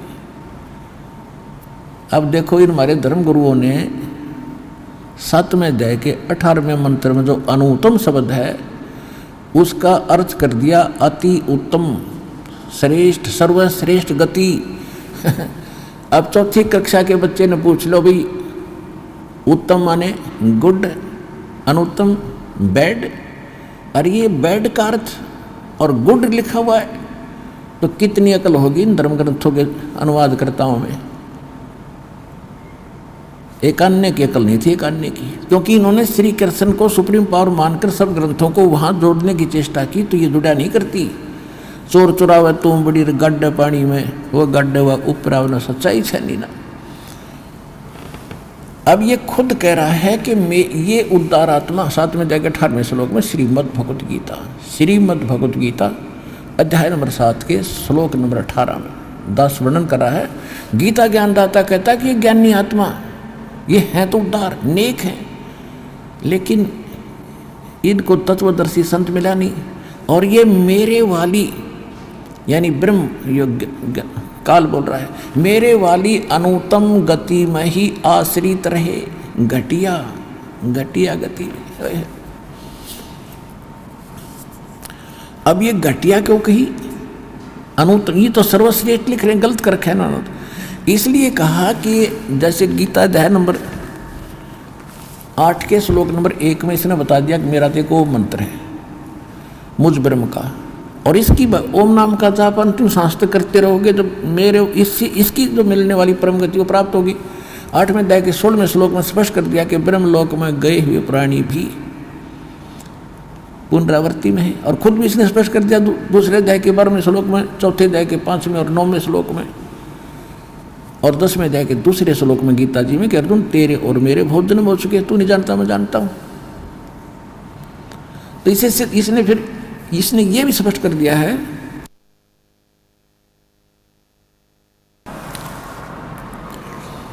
इसने ये भी स्पष्ट कर दिया 15वें अध्याय के 4थे श्लोक में कि तत्वदर्शी संत की प्राप्ति के उपरांत परमेश्वर के उस परम पद की खोज करनी चाहिए, जहां जाने के बाद साधक फिर लौटकर कभी संसार में नहीं आते, और केवल उसी की भक्ति करो जिन्होंने सारे ब्रह्मांडों की रचना की है। 18वें अध्याय के 62वें श्लोक में भी स्पष्ट कर दिया कि अर्जुन तू सर्वभाव से उस परमेश्वर की शरण में जा, उसकी कृपा से तू परम शांति को सनातन परम धाम को प्राप्त होगा। सनातन शाश्वत स्थान जिसका कभी नाश नहीं होता, वहाँ गए प्राणी फिर लौट कर नहीं आते, और ब्रह्म साधक तो पुनर्वर्ती में। तो एक 7वें अध्याय के 18वें श्लोक का ये अर्थ है कि मेरी साधना करने वाला फिर भी अनुत्तम घटिया साधना में लीन रहा, क्योंकि जन्म मृत्यु मिटेगी नहीं, और जब तक जन्म मृत्यु नहीं मिटेगी शाश्वत स्थान मिलेगा नहीं, जहाँ जाने के बाद वापस नहीं आते, तब तक परम शांति हो ही नहीं सकती। इसलिए इसने अपनी साधना को अनुत्तम कहा, घटिया कहा। और जैसे एक चुनक ऋषि की कथा दास बहुत बार सुनाता है। एक चुनक ऋषि थे, वो थे उद्धार ज्ञानी आत्मा, उन्होंने परमात्मा पाने के लिए समर्पित हुए। जैसा ऋषियों से ज्ञान हुआ, ओम नाम का जाप और हठ योग किया।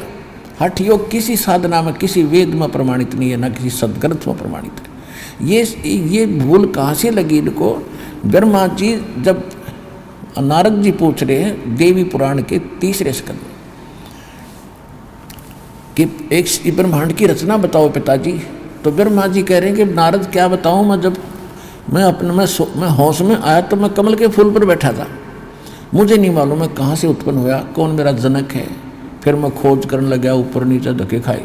फिर आकाशवाणी हुई कि तप करो, मैंने 1000 वर्ष तप किया। फिर आकाशवाणी हुई कि राज्य करो, सृष्टि करो। तो इसने ब्रह्मा जी ने, या आकाशवाणी थी तो काल की ब्रह्म की कि तप करो, इसने मान ली पूर्ण परमात्मा की, क्योंकि ये सामने तो आता नहीं, गुप्त आदेश देता रहता है इनको। तो ये वहाँ से ले लिया तप करना इसने, ब्रह्मा जी ने, जबकि वेद तो इसने बाद में प्राप्त हुए। जब सागर मंथन किया प्रथम बार, जब वेद काल के परमात्मा ने ये कंप्लीट कोर्स दिया था, 500 वेद दिए थे इसको, इंक्लूडिंग ये सूक्ष्म वेद यानी तत्व ज्ञान, इसके अंदर फीड कर दिए थे। वहाँ सतलोक से इसके हृदय में भेज दिए थे काल के। जैसे आप देखते हो आजकल यहाँ से ईमेल के माध्यम से फिल्म चली जाती है दूसरे स्थानों पर, वहाँ डाउनलोड कर लो, ऐसे ही इसके वहाँ भेज दिया। जब ये इसने बाहर डाउनलोड किया, सांसों के द्वारा इसके बाहर आई थी सारा वेद।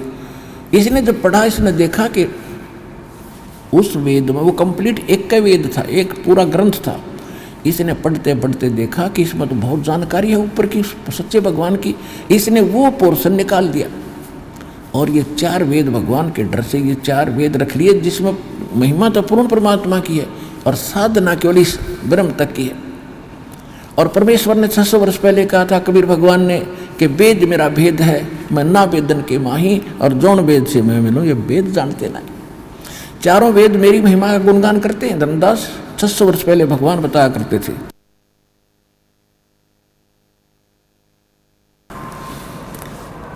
इन चारों वेदों में मेरी महिमा कंप्लीट भर रखी है कति। लेकिन जिस वेद से मैं मिलूं, यानी जिस ज्ञान से, जिस विधि से मेरी प्राप्ति होगी, वो इसमें नहीं है।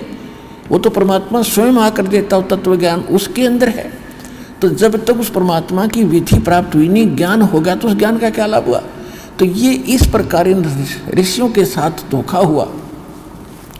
इन्होंने ओम नाम तो ले लिया वेदों से पूर्ण परमात्मा का जानकर, और ब्रह्म को कंप्लीट गॉड मानने लगे। इसी को परम अक्षर ब्रह्म कहने लगे, इसी को पूर्ण परमात्मा, इसी को अक्षर ब्रह्म, इसी को परम अक्षर ब्रह्म, इसी को ब्रह्म। कोई बात हुई?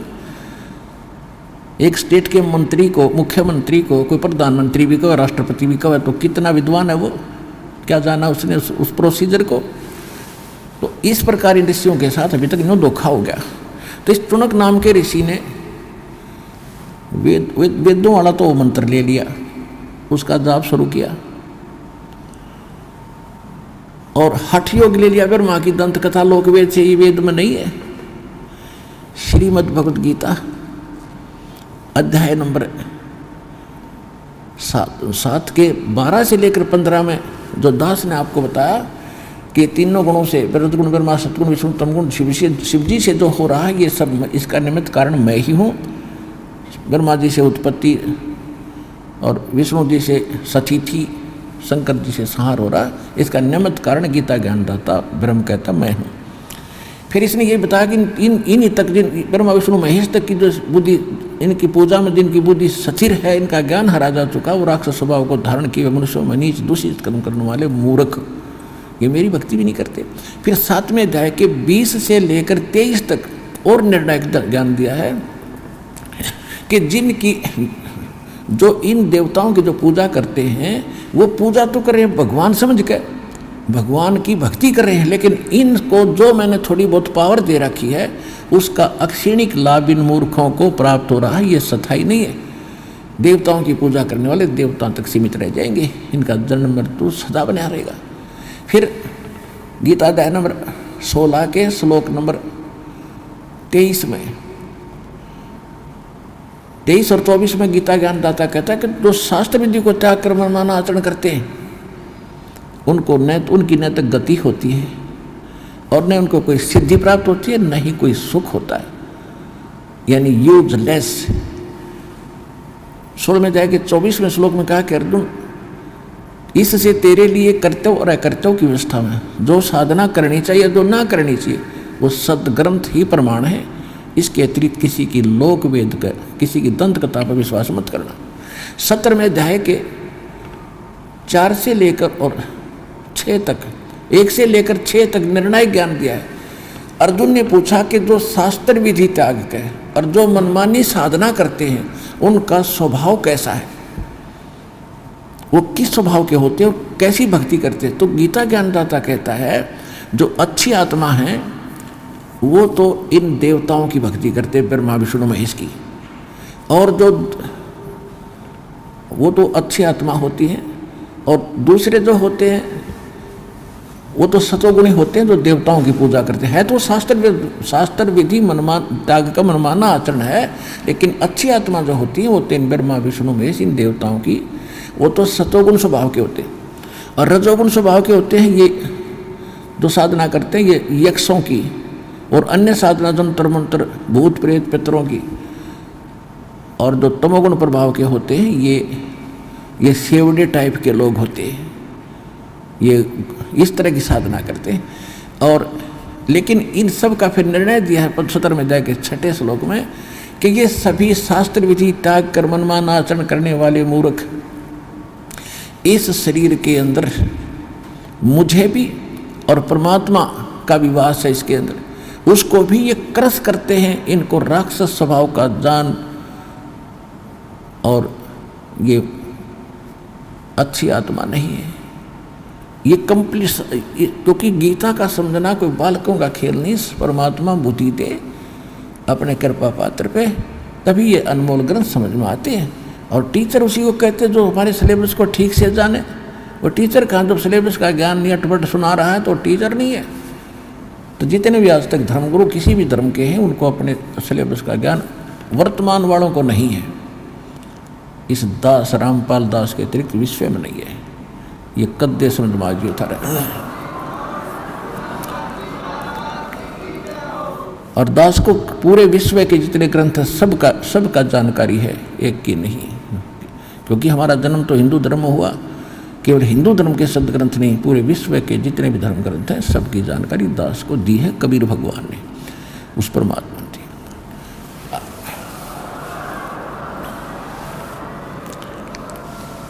अब जो प्रसंग चल रहा था आज का कि सबसे पहले गुरु हो और पूरा हो।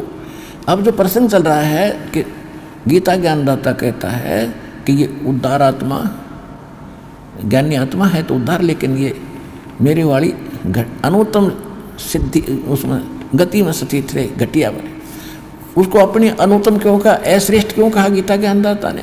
जैसे चुनक नाम के ऋषि ने हजारों वर्ष साधना की, समर्पित हो गए, कोई देवता की पूजा नहीं करेंगे, हम केवल एक परमात्मा की भक्ति करेंगे। तो अज्ञानता से उसने ओम नाम को पूर्ण परमात्मा का मान लिया। और हठ योग ब्रह्मा जी का, क्योंकि इनके धर्मगुरु ब्रह्मा जी थे सबके, कि ब्रह्मा जी ने वेदों को जो जाना है, किसी के पास ऐसा ज्ञान नहीं है, वो फाइनल हो गया उनके लिए कि ब्रह्मा जी प्रथम पुरुष मानते हैं ये ज्ञान के। तो इसलिए निसंशय होकर उस गलत साधना पर आरूढ़ हो गए, हजारों वर्ष तप किया। गीता ज्ञानदाता 11वें अध्याय के 47-48 में कहता है कि अर्जुन, जो मेरा रूप तूने देखा है, ये भयंकर रूप, जिसको देखकर अर्जुन जैसा योद्धा भी कांपने लग गया था और कहा था भगवान इस लीला ने समेट लो। कहता है ये है मेरा वास्तविक रूप, और इसके दर्शन तेरे से पहले ना किसी को हुए, ना आज्ञा होंगे, ना किसी वेद में वर्णित विधि से, ना किसी जप से, ना तप से, ना किसी क्रिया से मेरे दर्शन नहीं कर सकता। इससे सिद्ध होगा कि वेदों में वर्णित विधि से भगवान प्राप्ति नहीं है। पुण्यात्माओं, आप शिक्षित हो, बालक नहीं हो, और सबके घर में तकरीबन जो साधक हैं हिंदू धर्म के श्रद्धालुओं के घर में गीता जरूर पाओगे। गीता प्रेस गोरखपुर की प्रकाशित, और गीता प्रेस गोरखपुर से प्रकाशित है, वो हमारे लिए रजिस्ट्री कैसी है, जैसे तहसील में रजिस्ट्री हो जाया करे, हम उसको इतना ऑथेंटिक मानते हैं, इसमें जो लिखा है सही है, ये पढ़ कर देखना। तो इससे सिद्ध हो गया कि वेदों में वर्णित विधि से जो साधना जिन्होंने की भगवान नहीं मिल सकता, तो भगवान उनको मिलना ही नहीं था, उसमें कुछ और उनको ये सिद्धि वगैरह आ गई जिनकी हमने कति आवश्यकता नहीं थी। इन सिद्धियों के बल से ये महर्षि पा गए। अब चुनक ऋषि ने हजारों वर्ष तपस्या की, भगवान तो इनको मिलना ही नहीं था, मिला ही नहीं। ये एटम बम बन गए, एटम बम सिद्धि के। उधर से एक चक्रवर्ती राजा था मानधाता, पूरी पृथ्वी पर शासन था उसका। और ये राजा लोग दूसरे तीसरे चौथे वर्ष क्या करते हैं, एक अश्वमेघ यज्ञ करते हैं, और उसके आधार उसका पूरी पृथ्वी पे घोड़ा घुमा कर आते हैं, जिसके साथ सैकड़ों सैनिक होते हैं। राजा का पर्सनल घोड़ा होता है, हॉर्स, पर्सनल हॉर्स होता है, और उसके गले में एक पट्टी बांध दी जाती है, पंपलेट लटका दिया जाता है कि ये राजा मानधाता चक्रवर्ती का घोड़ा है, और जिसने राजा की पराधीनता स्वीकार ना हो, अन्य छोटे राजा उसके अंतर्गत थे पृथ्वी के, वो इस घोड़े को पकड़ ले और युद्ध के लिए तैयार हो जा। राजा के पास 72 करोड़ सेना है। 72 अक्षौणी, पहले मेजरमेंट अक्षौणियों में होता था, 72 अक्षौणी, एक सीधा सा समझ लो 72 करोड़ समझ कर चलो, 72 करोड़ सेना है। अब जो भी राजा पंपलेट को पढ़ रहा था वो सरेंडर कर देता कि मुझे स्वीकार है, मुझे उनसे लिखवा कर लाते थे। तो घोड़ा वापस आ रहा था, जाते समय भी चुनक ऋषि की कुटिया के पास से गए वो लापरदा, जो वापस आ रहे थे, जब ऋषि उधर से काल ने उसका रिमोट से उसमें प्रेरणा कर दी। अब देखो इस काल के जाल को भगवान के तत्वज्ञान से समझेंगे। पहले तो ये क्या करता है, इनको गलत साधना करवा के एटम बम बनवा लेता है। और फिर स्वयं प्रयोग करता है इनका। जैसे ब्रह्मा जी से आकाशवाणी कर दी तप करो, 1000 वर्ष तप किया, उसमें सिद्धि आएगी। अब रिमोट से कहा कि चलो सृष्टि करो, अब जब वो सिद्धि खत्म हो जाएगी, ब्रह्मा मरो और गधा बनो, चलो हो गया काम इसका। अब इसने ऐसे ही इसके साथ किया हुआ, चुड़क ऋषि के साथ किया। जब वो परिपूर्ण हो गया, बम बन गया, एटम बम सिद्धि का, तब उसके अंदर प्रेरणा करती कि ये कौन है, कहाँ से आए हो, पूछा उन सैनिकों से। सैनिकों ने बताया कि ऋषि जी हम मानदाता चक्रवर्ती राजा के सैनिक हैं। उस ऋषि ने पूछा कि इस घोड़े पर क्यों नहीं बैठा, भाई खाली कैसे है ये, कि राजा का घोड़ा इस पर बैठ नहीं सकते, इसे गले में क्या लटका रखा है, कि इसमें ये लिखा हुआ ऐसे ऐसे। तो ऋषि ने पूछा कि सभी पृथ्वी पर घूमे, किसी ने घोड़ा नहीं पकड़ा, कि नहीं। तो सैनिक होते ही हैं तो मुंह फट, कहने लगे कौन पकड़े, किसकी माँ ने दूध पिलाया है, जो जाड़ तोड़ दिया हम उसकी, पता है इसमें लिखा राजा के पास 72 करोड़ सेना है। अब ऋषि, अब काल प्रेरणा, क्योंकि साधना काल की रखी तो काल जैसे काम करेगा वो, तो उसके मन में आई कि इस राजा को सबक सिखाना चाहिए, इसमें अभिमान बहुत हो गया। अब ऋषि भगत का और जगत के साथ क्या संपर्क, अकल के चोर थे ये। अब उन पंगा पा लिया कि घोड़ा भाई मैं पकड़ता हूँ। ऋषि बोले मैंने घोड़ा पकड़ लिया और तुम्हारे राजा का युद्ध स्वीकार कर लिया। अब सैनिक कहने लगे रे कंगले, तेरे दाने खाने को नहीं युद्ध करेगा मानदाता चक्रवर्ती के साथ, तेरी क्यों साथ बोल दे रही है, अपनी जपले माला बाबा जी, चुप करके, इसी में खैर है तेरी। अब ऋषि भी पूरा अहंकारी, वो भी काल था पक्का, कहने लगा भाई मैंने जो दौट लिया और घोड़ा बांध लिया, जाओ बे कर लो तुमने जो करना, कह दे तेरे राजा। अब देखो 1000 वर्ष तक डले डोए और क्या प्राप्ति की, सिद्धि। उस सिद्धि से 4 परमाणु बम बना लिए। वचन की शक्ति बहुत ज़बरदस्त होती है।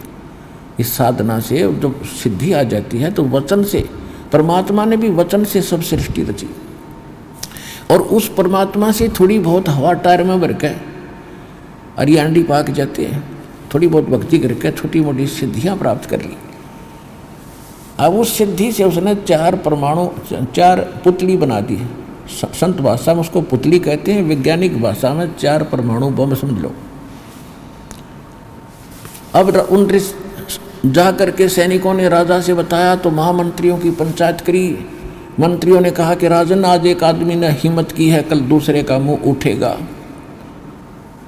और निप the evil in the but, बुराई को प्रारंभ में समाप्त कर देना चाहिए और उसको ख़त्म कर दो ऋषि को। तो एक आदमी को मारने के लिए उसने क्या किया, राजा के मंत्रियों ने 72 करोड़ सेना के 4 पार्ट बनाए, बटालियन, और एक में 18 करोड़ सेना एकदम भेज दी कि और भी जनता देखोगी इतनी सेना जा रही है, सबके कलेजे धड़केंगे, कोई हिम्मत नहीं करेगा बकवाद करने की, इस उद्देश्य से। अब जो ही उधर से ऋषि ने वह एक पुतली छोड़ दी, उसने 18 करोड़ सेना का सर्वनाश कर दिया। उसके परमाणु बन गए, न जाने कितनी पुतली बनकर कट्टा कट तलवार दिखे चलती, सबकी गर्दन काट दी। राजा ने दूसरी भेजी, टुकड़ी भेजी, ऋषि ने दूसरी पुतली छोड़ दी। ऐसे 72 करोड़ सेना का उस चुणक ऋषि ने नाश कर दिया। अब यहाँ सूक्ष्म वेद में बता रहे हैं परमात्मा, और इसलिए ये काल कहता है कि ये ज्ञानी आत्मा है तो उद्धार, लेकिन मेरे वाली इस घटिया गति में सचित रहे। अब इसके साथ क्या बनेगा, यहाँ सूक्ष्म वेद में क्या बताया है कि 72 अक्षौणी अक्षय करी, ये चुणक ऋषीश्वर एक, ये दे धारे जोरा फिर ये सभी काल के वेख।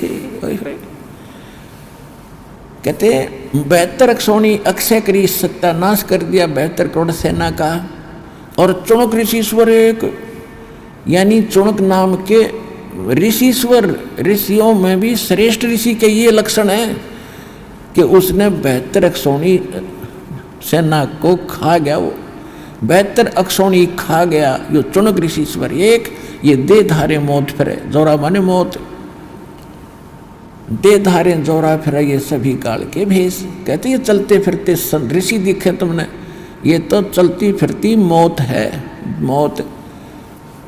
अब किसी ने कुछ थोड़ा सा टोक दिया, जा तेरा नाश होगा, सारी उम्र तक डले डोए, किसी को आशीर्वाद दे के, किसी को बद्दुआ दे के, ये फिर जीव के जीव हो जाते हैं, अपनी उस सिद्धि का नाश कर देते। अब क्या बनेगी इस ऋषि के साथ?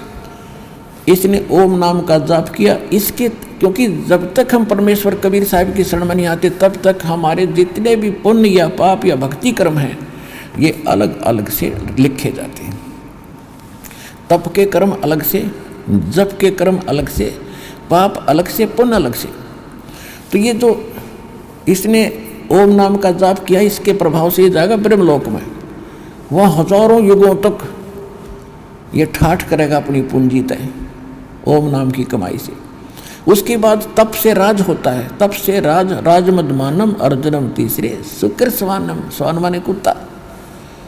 फिर ये तो वहाँ से नीचे पड़ेगा, ब्रह्मलोक से नीचे डाला जाएगा, उसके बाद ये बनेगा पृथ्वी पर राजा, चुनक ऋषि, उस तप के प्रभाव से। और राजा बने का आपको पता है किसी को बद करते हैं, ये कोई अच्छा काम कर ही नहीं सकते, अपने कुछ कुल के लोगों से अतिरिक्त किसी को कुछ नहीं देते थे, और न जाने कितने जीवों को लूट लूट कर सत्यानाश करते हैं, शिकार खेलते हैं, पता नहीं कितने पाप कमाते हैं। और फिर ये बनेगा कुत्ता, जब राज का भी समय पूरा होगा एक दिन, फिर बनेगा ये ऋषि कुत्ता, और इसके सिर में पड़ेंगे कीड़े। और वो 72 करोड़ तो सेना मारी थी, जीव को चाहे शक्ति तो सिद्धि तो मार दे वचन से, चाहे तलवार से मार दे, एक जैसा पाप है। तो वो चुन चुन के बदला लेंगे, इस ऋषि के सिर में कीड़े खाएंगे इसको। तो इसलिए गीता ज्ञानदाता कहता है कि ये मेरी साधना 7वें अध्याय के 18वें श्लोक में कि ये हैं तो उदार व्यक्ति ज्ञानी, लेकिन मेरे वाली उस घटिया साधना में ही लीन रहे, क्योंकि इनका जन्म मरण मिट नहीं सकता। जब तक जन्म मरण का रोग नहीं कटेगा इतने परम शांति नहीं हो सकती। और वो जड़ी इस दास के पास है, इस विश्व में किसी के पास नहीं है।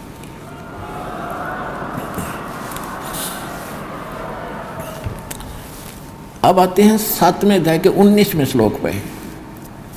अब गीता ज्ञानदाता कहता है कि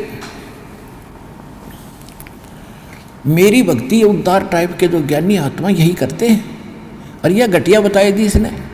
अब 7वें अध्याय के 19वें श्लोक में कहा है कि बहुनाम जन्मानाम अंते, ये ज्ञानवान यानी ज्ञानी आत्मा माम प्रपदे, माम माने मुझे, प्रपदे माने मेरी पूजा करते हैं, मुझे पूजते हैं। और वासुदेव सर्वमिति स महात्मा सुदुर्लभ, ये बताने वाला महापुरुष बड़ी मुश्किल से मिलेगा। क्या कि वासुदेव सर्वमिति, कि वासुदेव ही सब कुछ है, वही पाप नाशक है, वही मोक्षदायक है, वही सारी सृष्टि के रचने वाला हो पूर्ण परमात्मा है, और उसकी भक्ति से पूर्ण मोक्ष होगा। ये बताने वाला संत बड़ी मुश्किल से मिलेगा अर्जुन। वासुदेव सर्वमिति। अब इन्होंने वासुदेव मान रखा श्री कृष्ण जी को। श्री कृष्ण जी के पिता का नाम था वासुदेव, और वेदों में वासुदेव उस पूर्ण परमात्मा की महिमा का नाम है, उसकी उपमात्मक नाम है। वासुदेव उसको कहते हैं जिस भगवान की सबके ऊपर वास हो, सबके ऊपर कंट्रोल हो, ओवरऑल कंट्रोलर, सबका मालिक, वो कुल का मालिक। जैसे ब्रह्मा विष्णु महेश एक एक गुण के मालिक हैं। एक ब्रह्मांड में रजोगुण विभाग के ब्रह्मा जी, सतोगुण विभाग के विष्णु जी, तमोगुण विभाग के शंकर जी। ये केवल 3 लोक के ऊपर मालिक हैं, इस पृथ्वी लोक, पाताल और स्वर्ग लोक पर, बस एक ब्रह्मांड में। और इस ब्रह्मांड में और भी बहुत लोक हैं, तो इनसे अलग 14 लोक और हैं, उनके ऊपर इनका पिता है एक ब्रह्मांड में कंट्रोलर। और ऐसे ऐसे 21 ब्रह्मांड इस ब्रह्म के, तो 21 ब्रह्मांड पर केवल मालिक है ये ब्रह्म सरपुरुष। ये वासुदेव नहीं है, सबके ऊपर मालिक नहीं है। और दूसरे नंबर का अक्षर पुरुष, वो 7 संग ब्रह्मांड का मालिक है ओनली। गीता अध्याय नंबर 15 के श्लोक 16 और 17 में 3 पुरुष बताए हैं, सरपुरुष, अक्षर पुरुष और परम अक्षर पुरुष।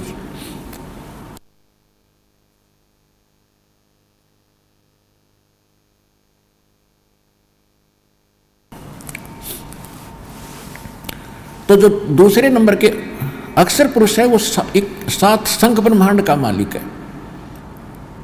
इतना ही वो स्वामी है, सबके ऊपर मालिक नहीं है, वासुदेव नहीं है। और तीसरे नंबर के परम अक्षर ब्रह्म, परम अक्षर पुरुष, सत्य पुरुष, हम उसको संत भाषा में सतपुरुष कहते हैं। उसको हम शब्द स्वरूपी राम कहते हैं, अकाल मूर्त कहते हैं। वो है असंख्य ब्रह्मांड का मालिक, जिसने अक्षर पुरुष और उसके लोकों को उत्पन्न किया, शर पुरुष और इसके लोकों को उत्पन्न करके इनको दिए, और उसके अतिरिक्त भी असंख्य लोक हैं। उन सब का मालिक है, वो है वासुदेव। यजुर्वेद अध्याय नंबर 5 के श्लोक 32 में स्पष्ट कर दिया कि उसी कसी जो परम शांतिदायक, वो कबीर अंगारी असी, वो पापनाशक कबीर साहिब है, कबीर देव है। और बमभारी बंधनों के शत्रु से, बंधनों का शत्रु बंधन बंदी छोड़ वही है, और वो रित धामा सतलोक में रहता है। तो गीता अध्याय नंबर 7 के श्लोक नंबर 19 में गीता ज्ञानदाता कहता है कि ये बताने वाला कि वासुदेव सर्वमिति स महात्मा सुदुर्लभ है। अब जैसे कितना निर्णायक ज्ञान बता रखा है गीता जी में, कि पहले तो इसने बताया कि ये ब्रह्मा विष्णु महेश तक जो सीमित है, इनका ज्ञान हरा चुका, तो मूर्ख बताई दिए। अपनी साधना कहता कि ज्ञानी आत्मा मेरी साधना करते हैं, वो भी बता दिया मेरी साधना भी मेरी भक्ति करते हैं, और उससे प्राप्त होने वाली जो गति वो घटिया है।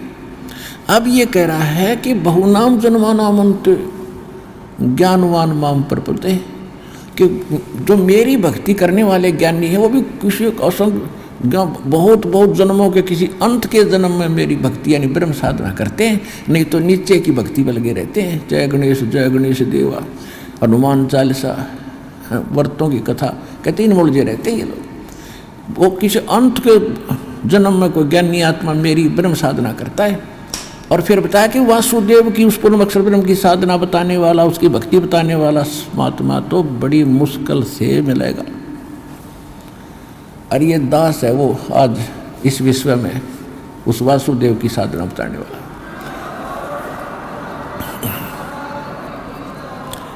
एक समय जब परमात्मा अपने विधान अनुसार सतलोक से आकर आदरणीय गरीबदास साहिब जी गांव चुरानी जिला झज्जर हरियाणा वाले को खेतों में मिले थे, जंगल में, जब 10 वर्ष के बच्चे थे गरीबदास जी।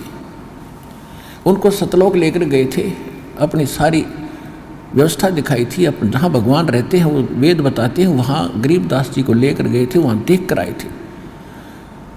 8, 10, 12 घंटे के बाद उनको वापस छोड़ा था, उनको मृत जान लिया था, शमशान घाट पर रख दिया था अंतिम संस्कार के लिए गरीबदास जी को। तब उसकी आत्मा को ऊपर की सब सतीथि, सब ब्रह्मा विष्णु महेश की क्या सतीथि है, भगवान कौन है, कबीर साहब ने अपनी सारी परिचय दे करके और उनके अंदर वो ज्ञान फीड करके वापस छोड़ दिया था। और उस चिता के ऊपर वो एकदम कंपन हुई, खड़े हो गए। उसके बाद उन्होंने ये ज्ञान बोलना शुरू किया। इनके ज्ञान को बहुत से भक्तों ने स्वीकार किया।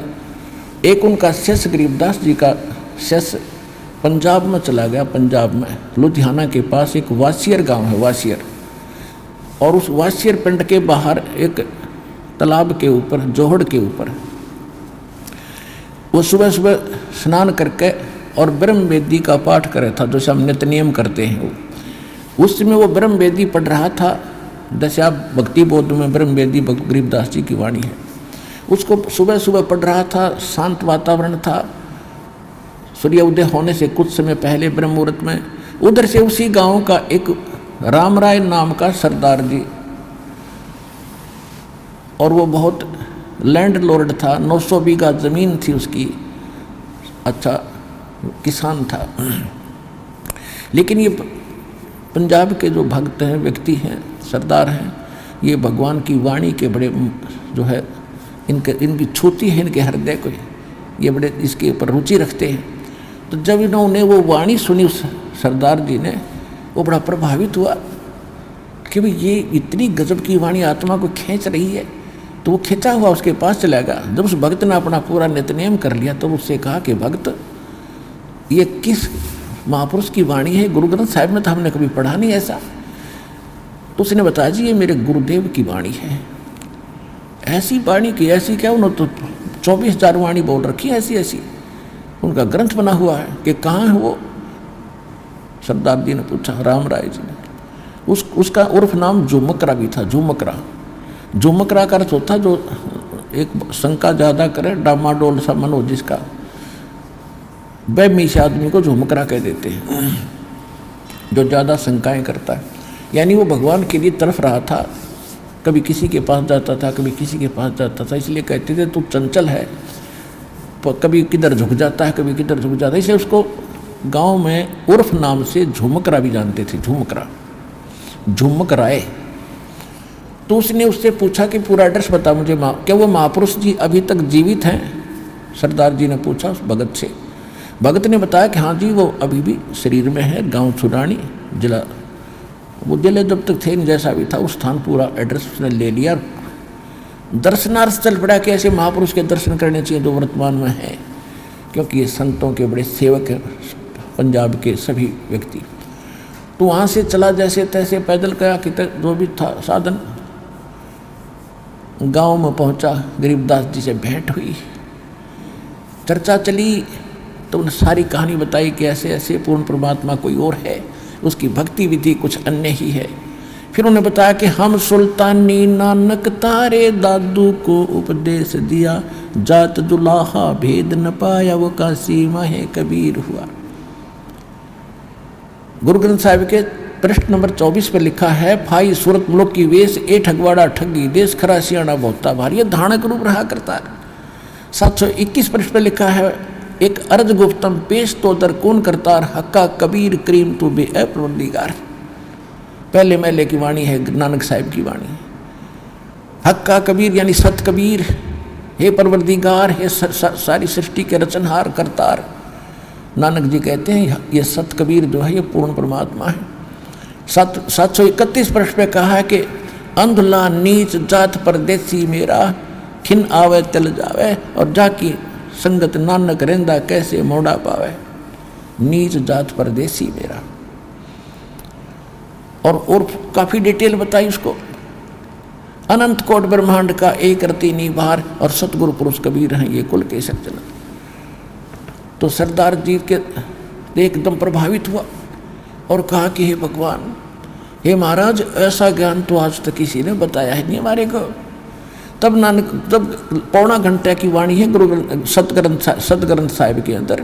गरीबदास जी का जो ग्रंथ है हम उसको सतग्रंथ साहिब बोलते हैं, सच्चा ग्रंथ, यथार्थ ज्ञान उसके अंदर। तो उसमें एक पौने घंटे तक पढ़ा जाता है, पाठ में बच्चे करते हैं डेली, उसमें आता है। इसमें ग्रंथ साहिब में लिखा है, झुमकराय नाम है उस अंग का। उसमें क्या बोला है कि तत्व भेद कोई ना कह रे झुमकरा, ये पैसे ऊपर नाच सुनो राई झुमकरा, कोटों मध्य कोई नहीं रे झुमकरा, अरबों में कोई गर्क सुनो राई झुमकरा। कहते इस ज्ञान के जानने वाला, ये तो पैसे के ऊपर नाच हो रहा सबका, और इस तत्व भेद के जानने वाला तुझे करोड़ संतों में नहीं मिलेगा, करोड़ों में, अरबों में कोई मिलेगा, अरबों में कोई गर्क। जैसे हमारी देसी भाषा है हरियाणा की, किसी के पास घना धन होता ना, घने पैसे होते, सेठ साहूकार होता, तो उसको यूँ क्या करें भाई तो धन में गर्क हो रहा है, गर्क यानी खूब धनाढ़ व्यक्ति को गर्क कहते, धन में गर्क है भाई। तो या किसी में ताकत ज़्यादा हो, नौगहंगे में गर्क है भाई, यानी ताकतवर, कंप्लीट समर्थ है। तो इसमें बताया है कि अरबों में कोई गर्क सुनो रही झुमकरा। अपने आत्माओं, अभी तो आप दास का 1 वर्ष 2 वर्ष सत्संग सुन चुके हैं, वो तो फाइनल हो चुका है कि इस विश्वामित्र दास के अतिरिक्त कोई इस ज्ञान के जानने वाला, समाधान के जानने वाला संत नहीं है। और नए बच्चे वो थोड़े दिन में जान जाएंगे। आज भारत यानी कंप्लीट पूरे वर्ल्ड की 7 अरब के आसपास आबादी है। जिसमें साधु संत महंत भी आ लिए। उसमें 7 अरब के अंदर ये दास, एक रामपाल दास के अतिरिक्त किसी के पास ये विधि नहीं है, ज्ञान नहीं है।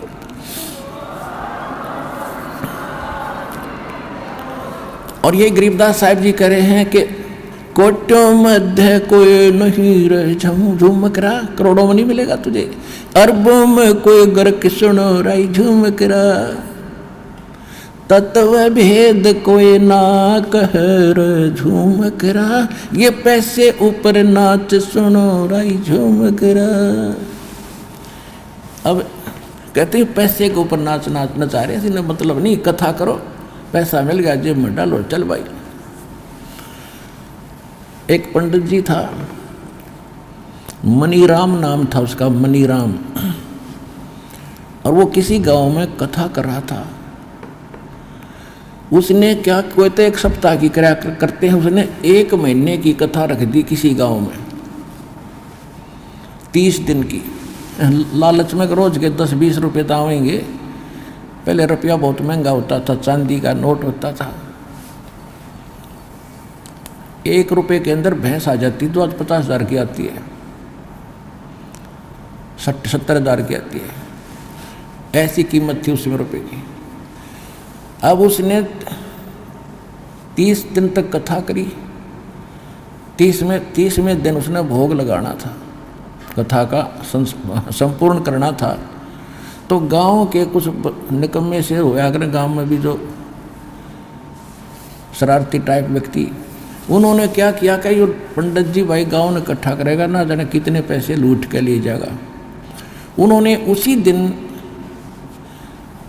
एक नाचने गाने वाली लड़की बुला ली, चंपाकली, दिल्ली से, और उसी दिन जिस दिन भोग पड़ना था उसी दिन बराबर में चिमटा गाड़ दिया। अब उस नाचने वाली तो 2 घंटे में 500 रुपये लेगी, चांदी के 500 रुपये का सारे गाँव ने, और 30 दिन में पंडित जी का आए 30 रुपये। 30 दिन उसने जब ड्रामा करा 30 रुपये आए, और वह 2 घंटे में लेगी 500 रुपये। तो वो मणिराम ब्राह्मण अपने लेकर 30 रुपये चल पड़ा।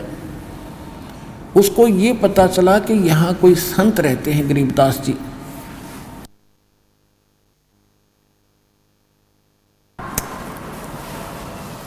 वो गरीबदास जी के पास गए, रुक के बैठ के, गरीबदास जी भी बैठे थे वहाँ। कुछ चेले थे गुरु जी के, गरीबदास जी के, वो भी बैठे थे। ब्राह्मण को आसन दिया कि ब्राह्मण आगे हैं भी आसन दो, अलग से आसन दे दिया, सूचा बैठा दिए। और सुनाओ ब्राह्मण, गरीबदास जी ने पूछा, सुनाओ विपर जी कुशल हो? मनीराम जी कहता, महाराज क्या कुशल है? कहते कति जनता का तो नाश जा लिया, कर्म धर्म का ज्ञान रहा ना, बिजली गिरी पड़ी है, नाश हो लिया। अज्ञू ना बताओ बीमारी के है, कहानी क्या है? तो वो चेले पूछने लगे गरीबदास जी से कि महाराज जी पंडित जी बहुत दुखी हो रहे हैं, बड़े अक्षुब्ध हैं, इनको क्या तकलीफ है? गरीबदास जी कहते हैं कि फूटी ज्ञान विवेक की और अंधा है जगदीश, चंपाकली को 500 और मनीराम को 30। ये रोड़ा है इनका।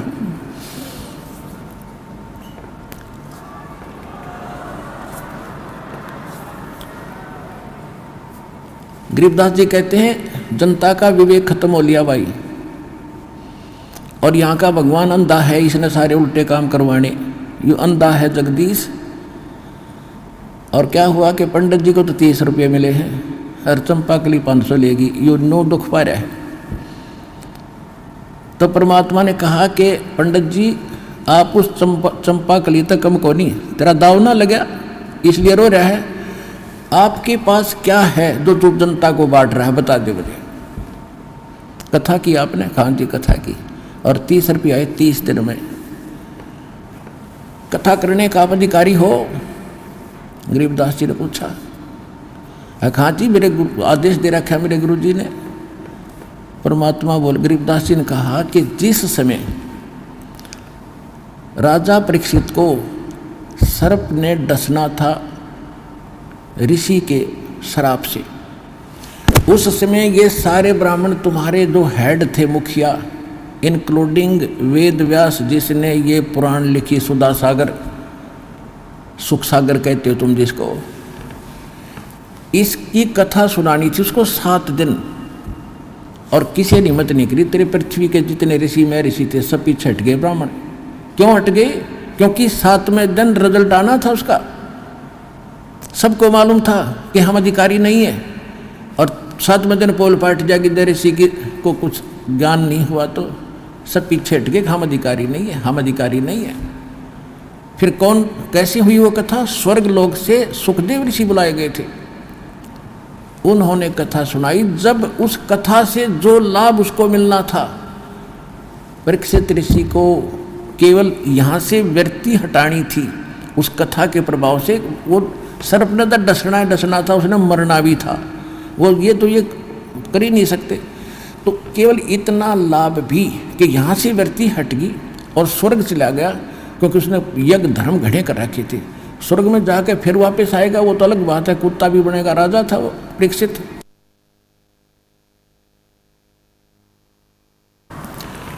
जो प्रसंग चल रहा है, तो गरीबदास जी ने कहा कि उस समय ये कहाँ गए थे, तो ये कथा करने वाले सब लोग कहते हम अधिकारी नहीं है। अरे तुम सारे अधिकारी पा के गए, खा के तुम्हारे पास।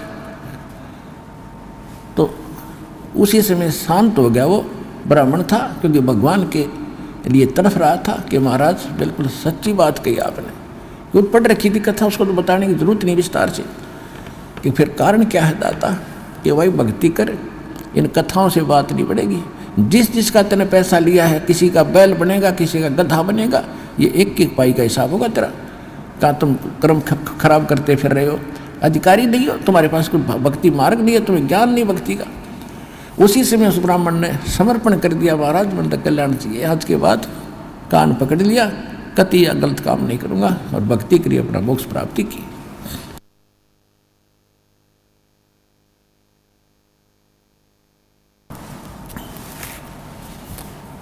अब क्या बताते हैं, कबीर साहब कहते हैं कि कथनी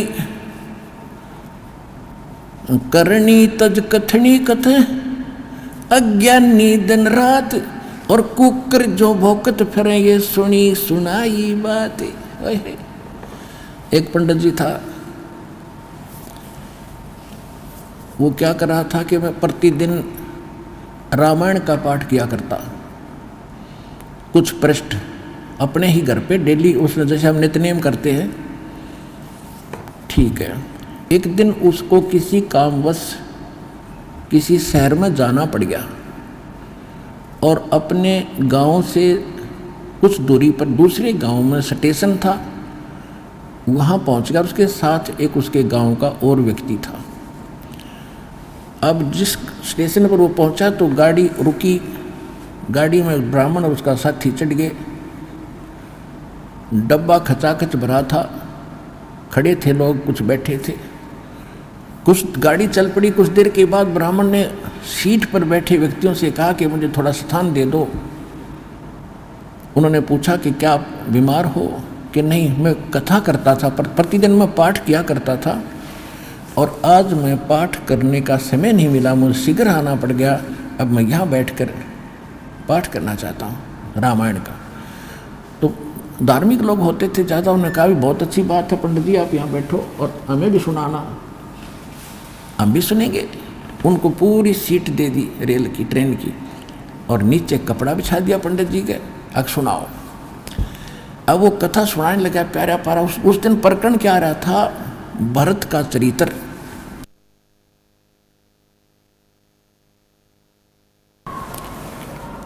और उसमें सुनाया गया था, उसमें लिखा गया था कि भाई हो तो ऐसा हो, भरत जैसा हो, भाई हो तो ऐसा हो, भरत जैसा हो।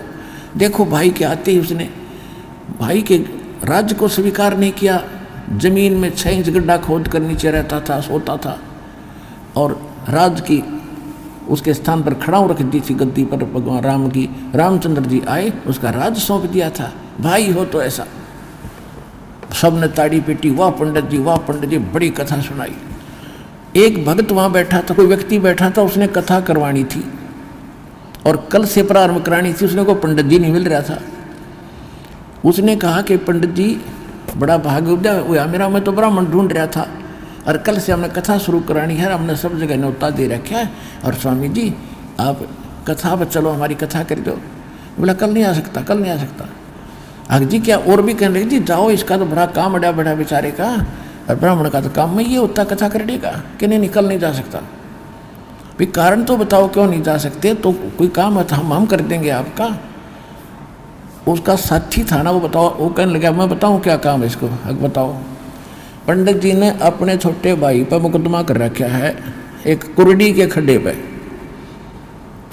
यानी 10 गज जगह है, उसके ऊपर अपने भाई पर केस कर रखा है। कल इसकी कोर्ट है, मैं केस तारीख है और मैं इसका गवाह हूँ।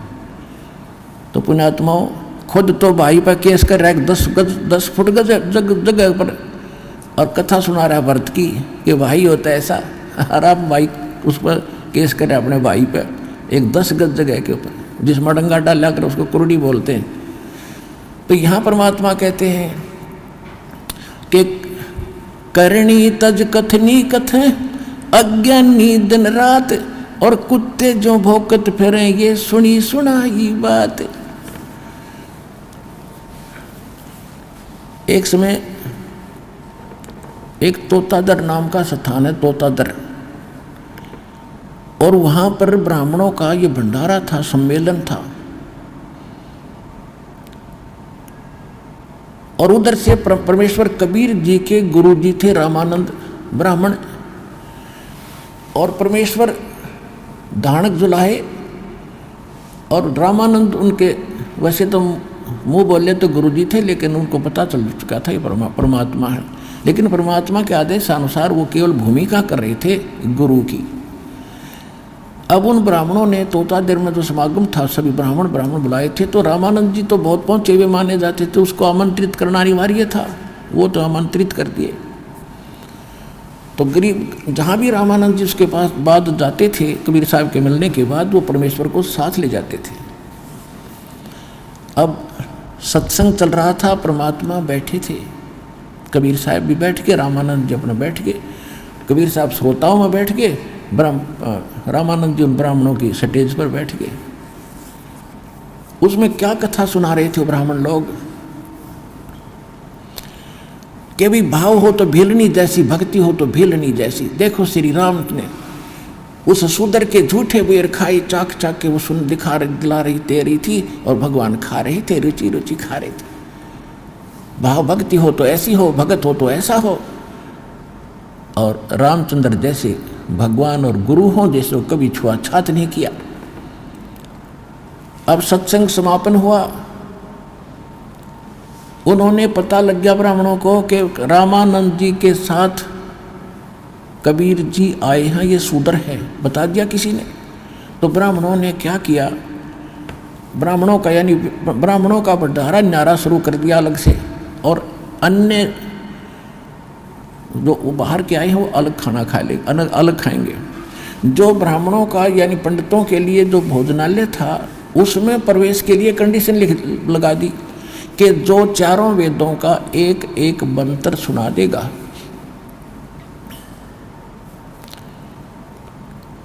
वही इस भंडारे में आएगा। उनको मालूम था कबीर जी तो जानते नहीं, संस्कृत पढ़े नहीं, इसलिए आप पे ठट जाएंगे।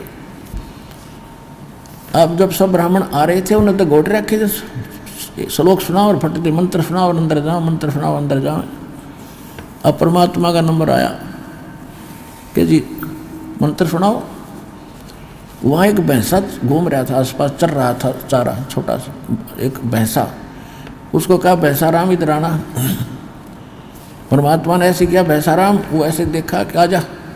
वो आगे खड़ा होगा परमात्मा कबीर जी के पास कि पंडित जियों को वेद मंत्र सुना, कर पे हाथ मार दिया कमर पे।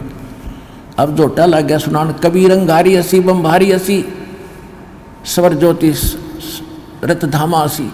उन चारों मंत्रों के एक वेद, चारों वेदों एक एक मंत्र सुना दिया, और सब हैरान। जोटा बोला, परमात्मा बोले जा जोटा राम ब्राह्मणा के भंडारे में खा ले रोटी, मैं तो वहीं खा लूँगा भाई, जहाँ और खा रहे हैं।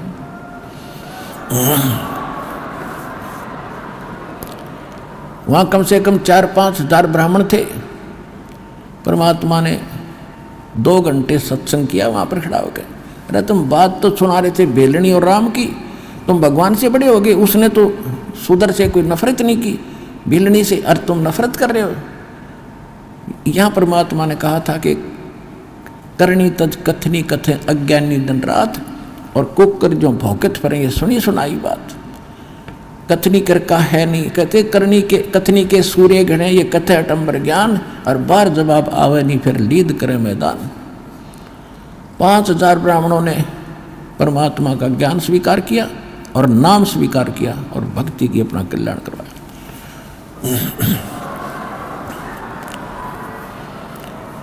तो पुण्यात्माओं, ये परमात्मा हमारे लिए भटक रहे हैं, हमारे पिता हैं। ये ब्राह्मण भी उसी के बच्चे थे। कहते 100 छल छिद्र मैं करूँ अपने धन के काज, उनको लाइन पर लाना था। आज तो ब्राह्मण बने फिरे थे, अहंकार में डूबे फिरे थे, बढ़िया इज्जत थी संसार में, कल क्या बनता उनके साथ।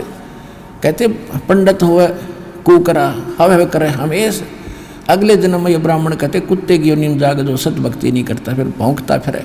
तो भगवान अपने बच्चों को इन दुखों से बचाने के लिए भटक रहे हैं, उनके लिए यही कारण बनाया और उनको सत भक्ति दी, उनका कल्याण कराया। तो प्रसंग जो चला था,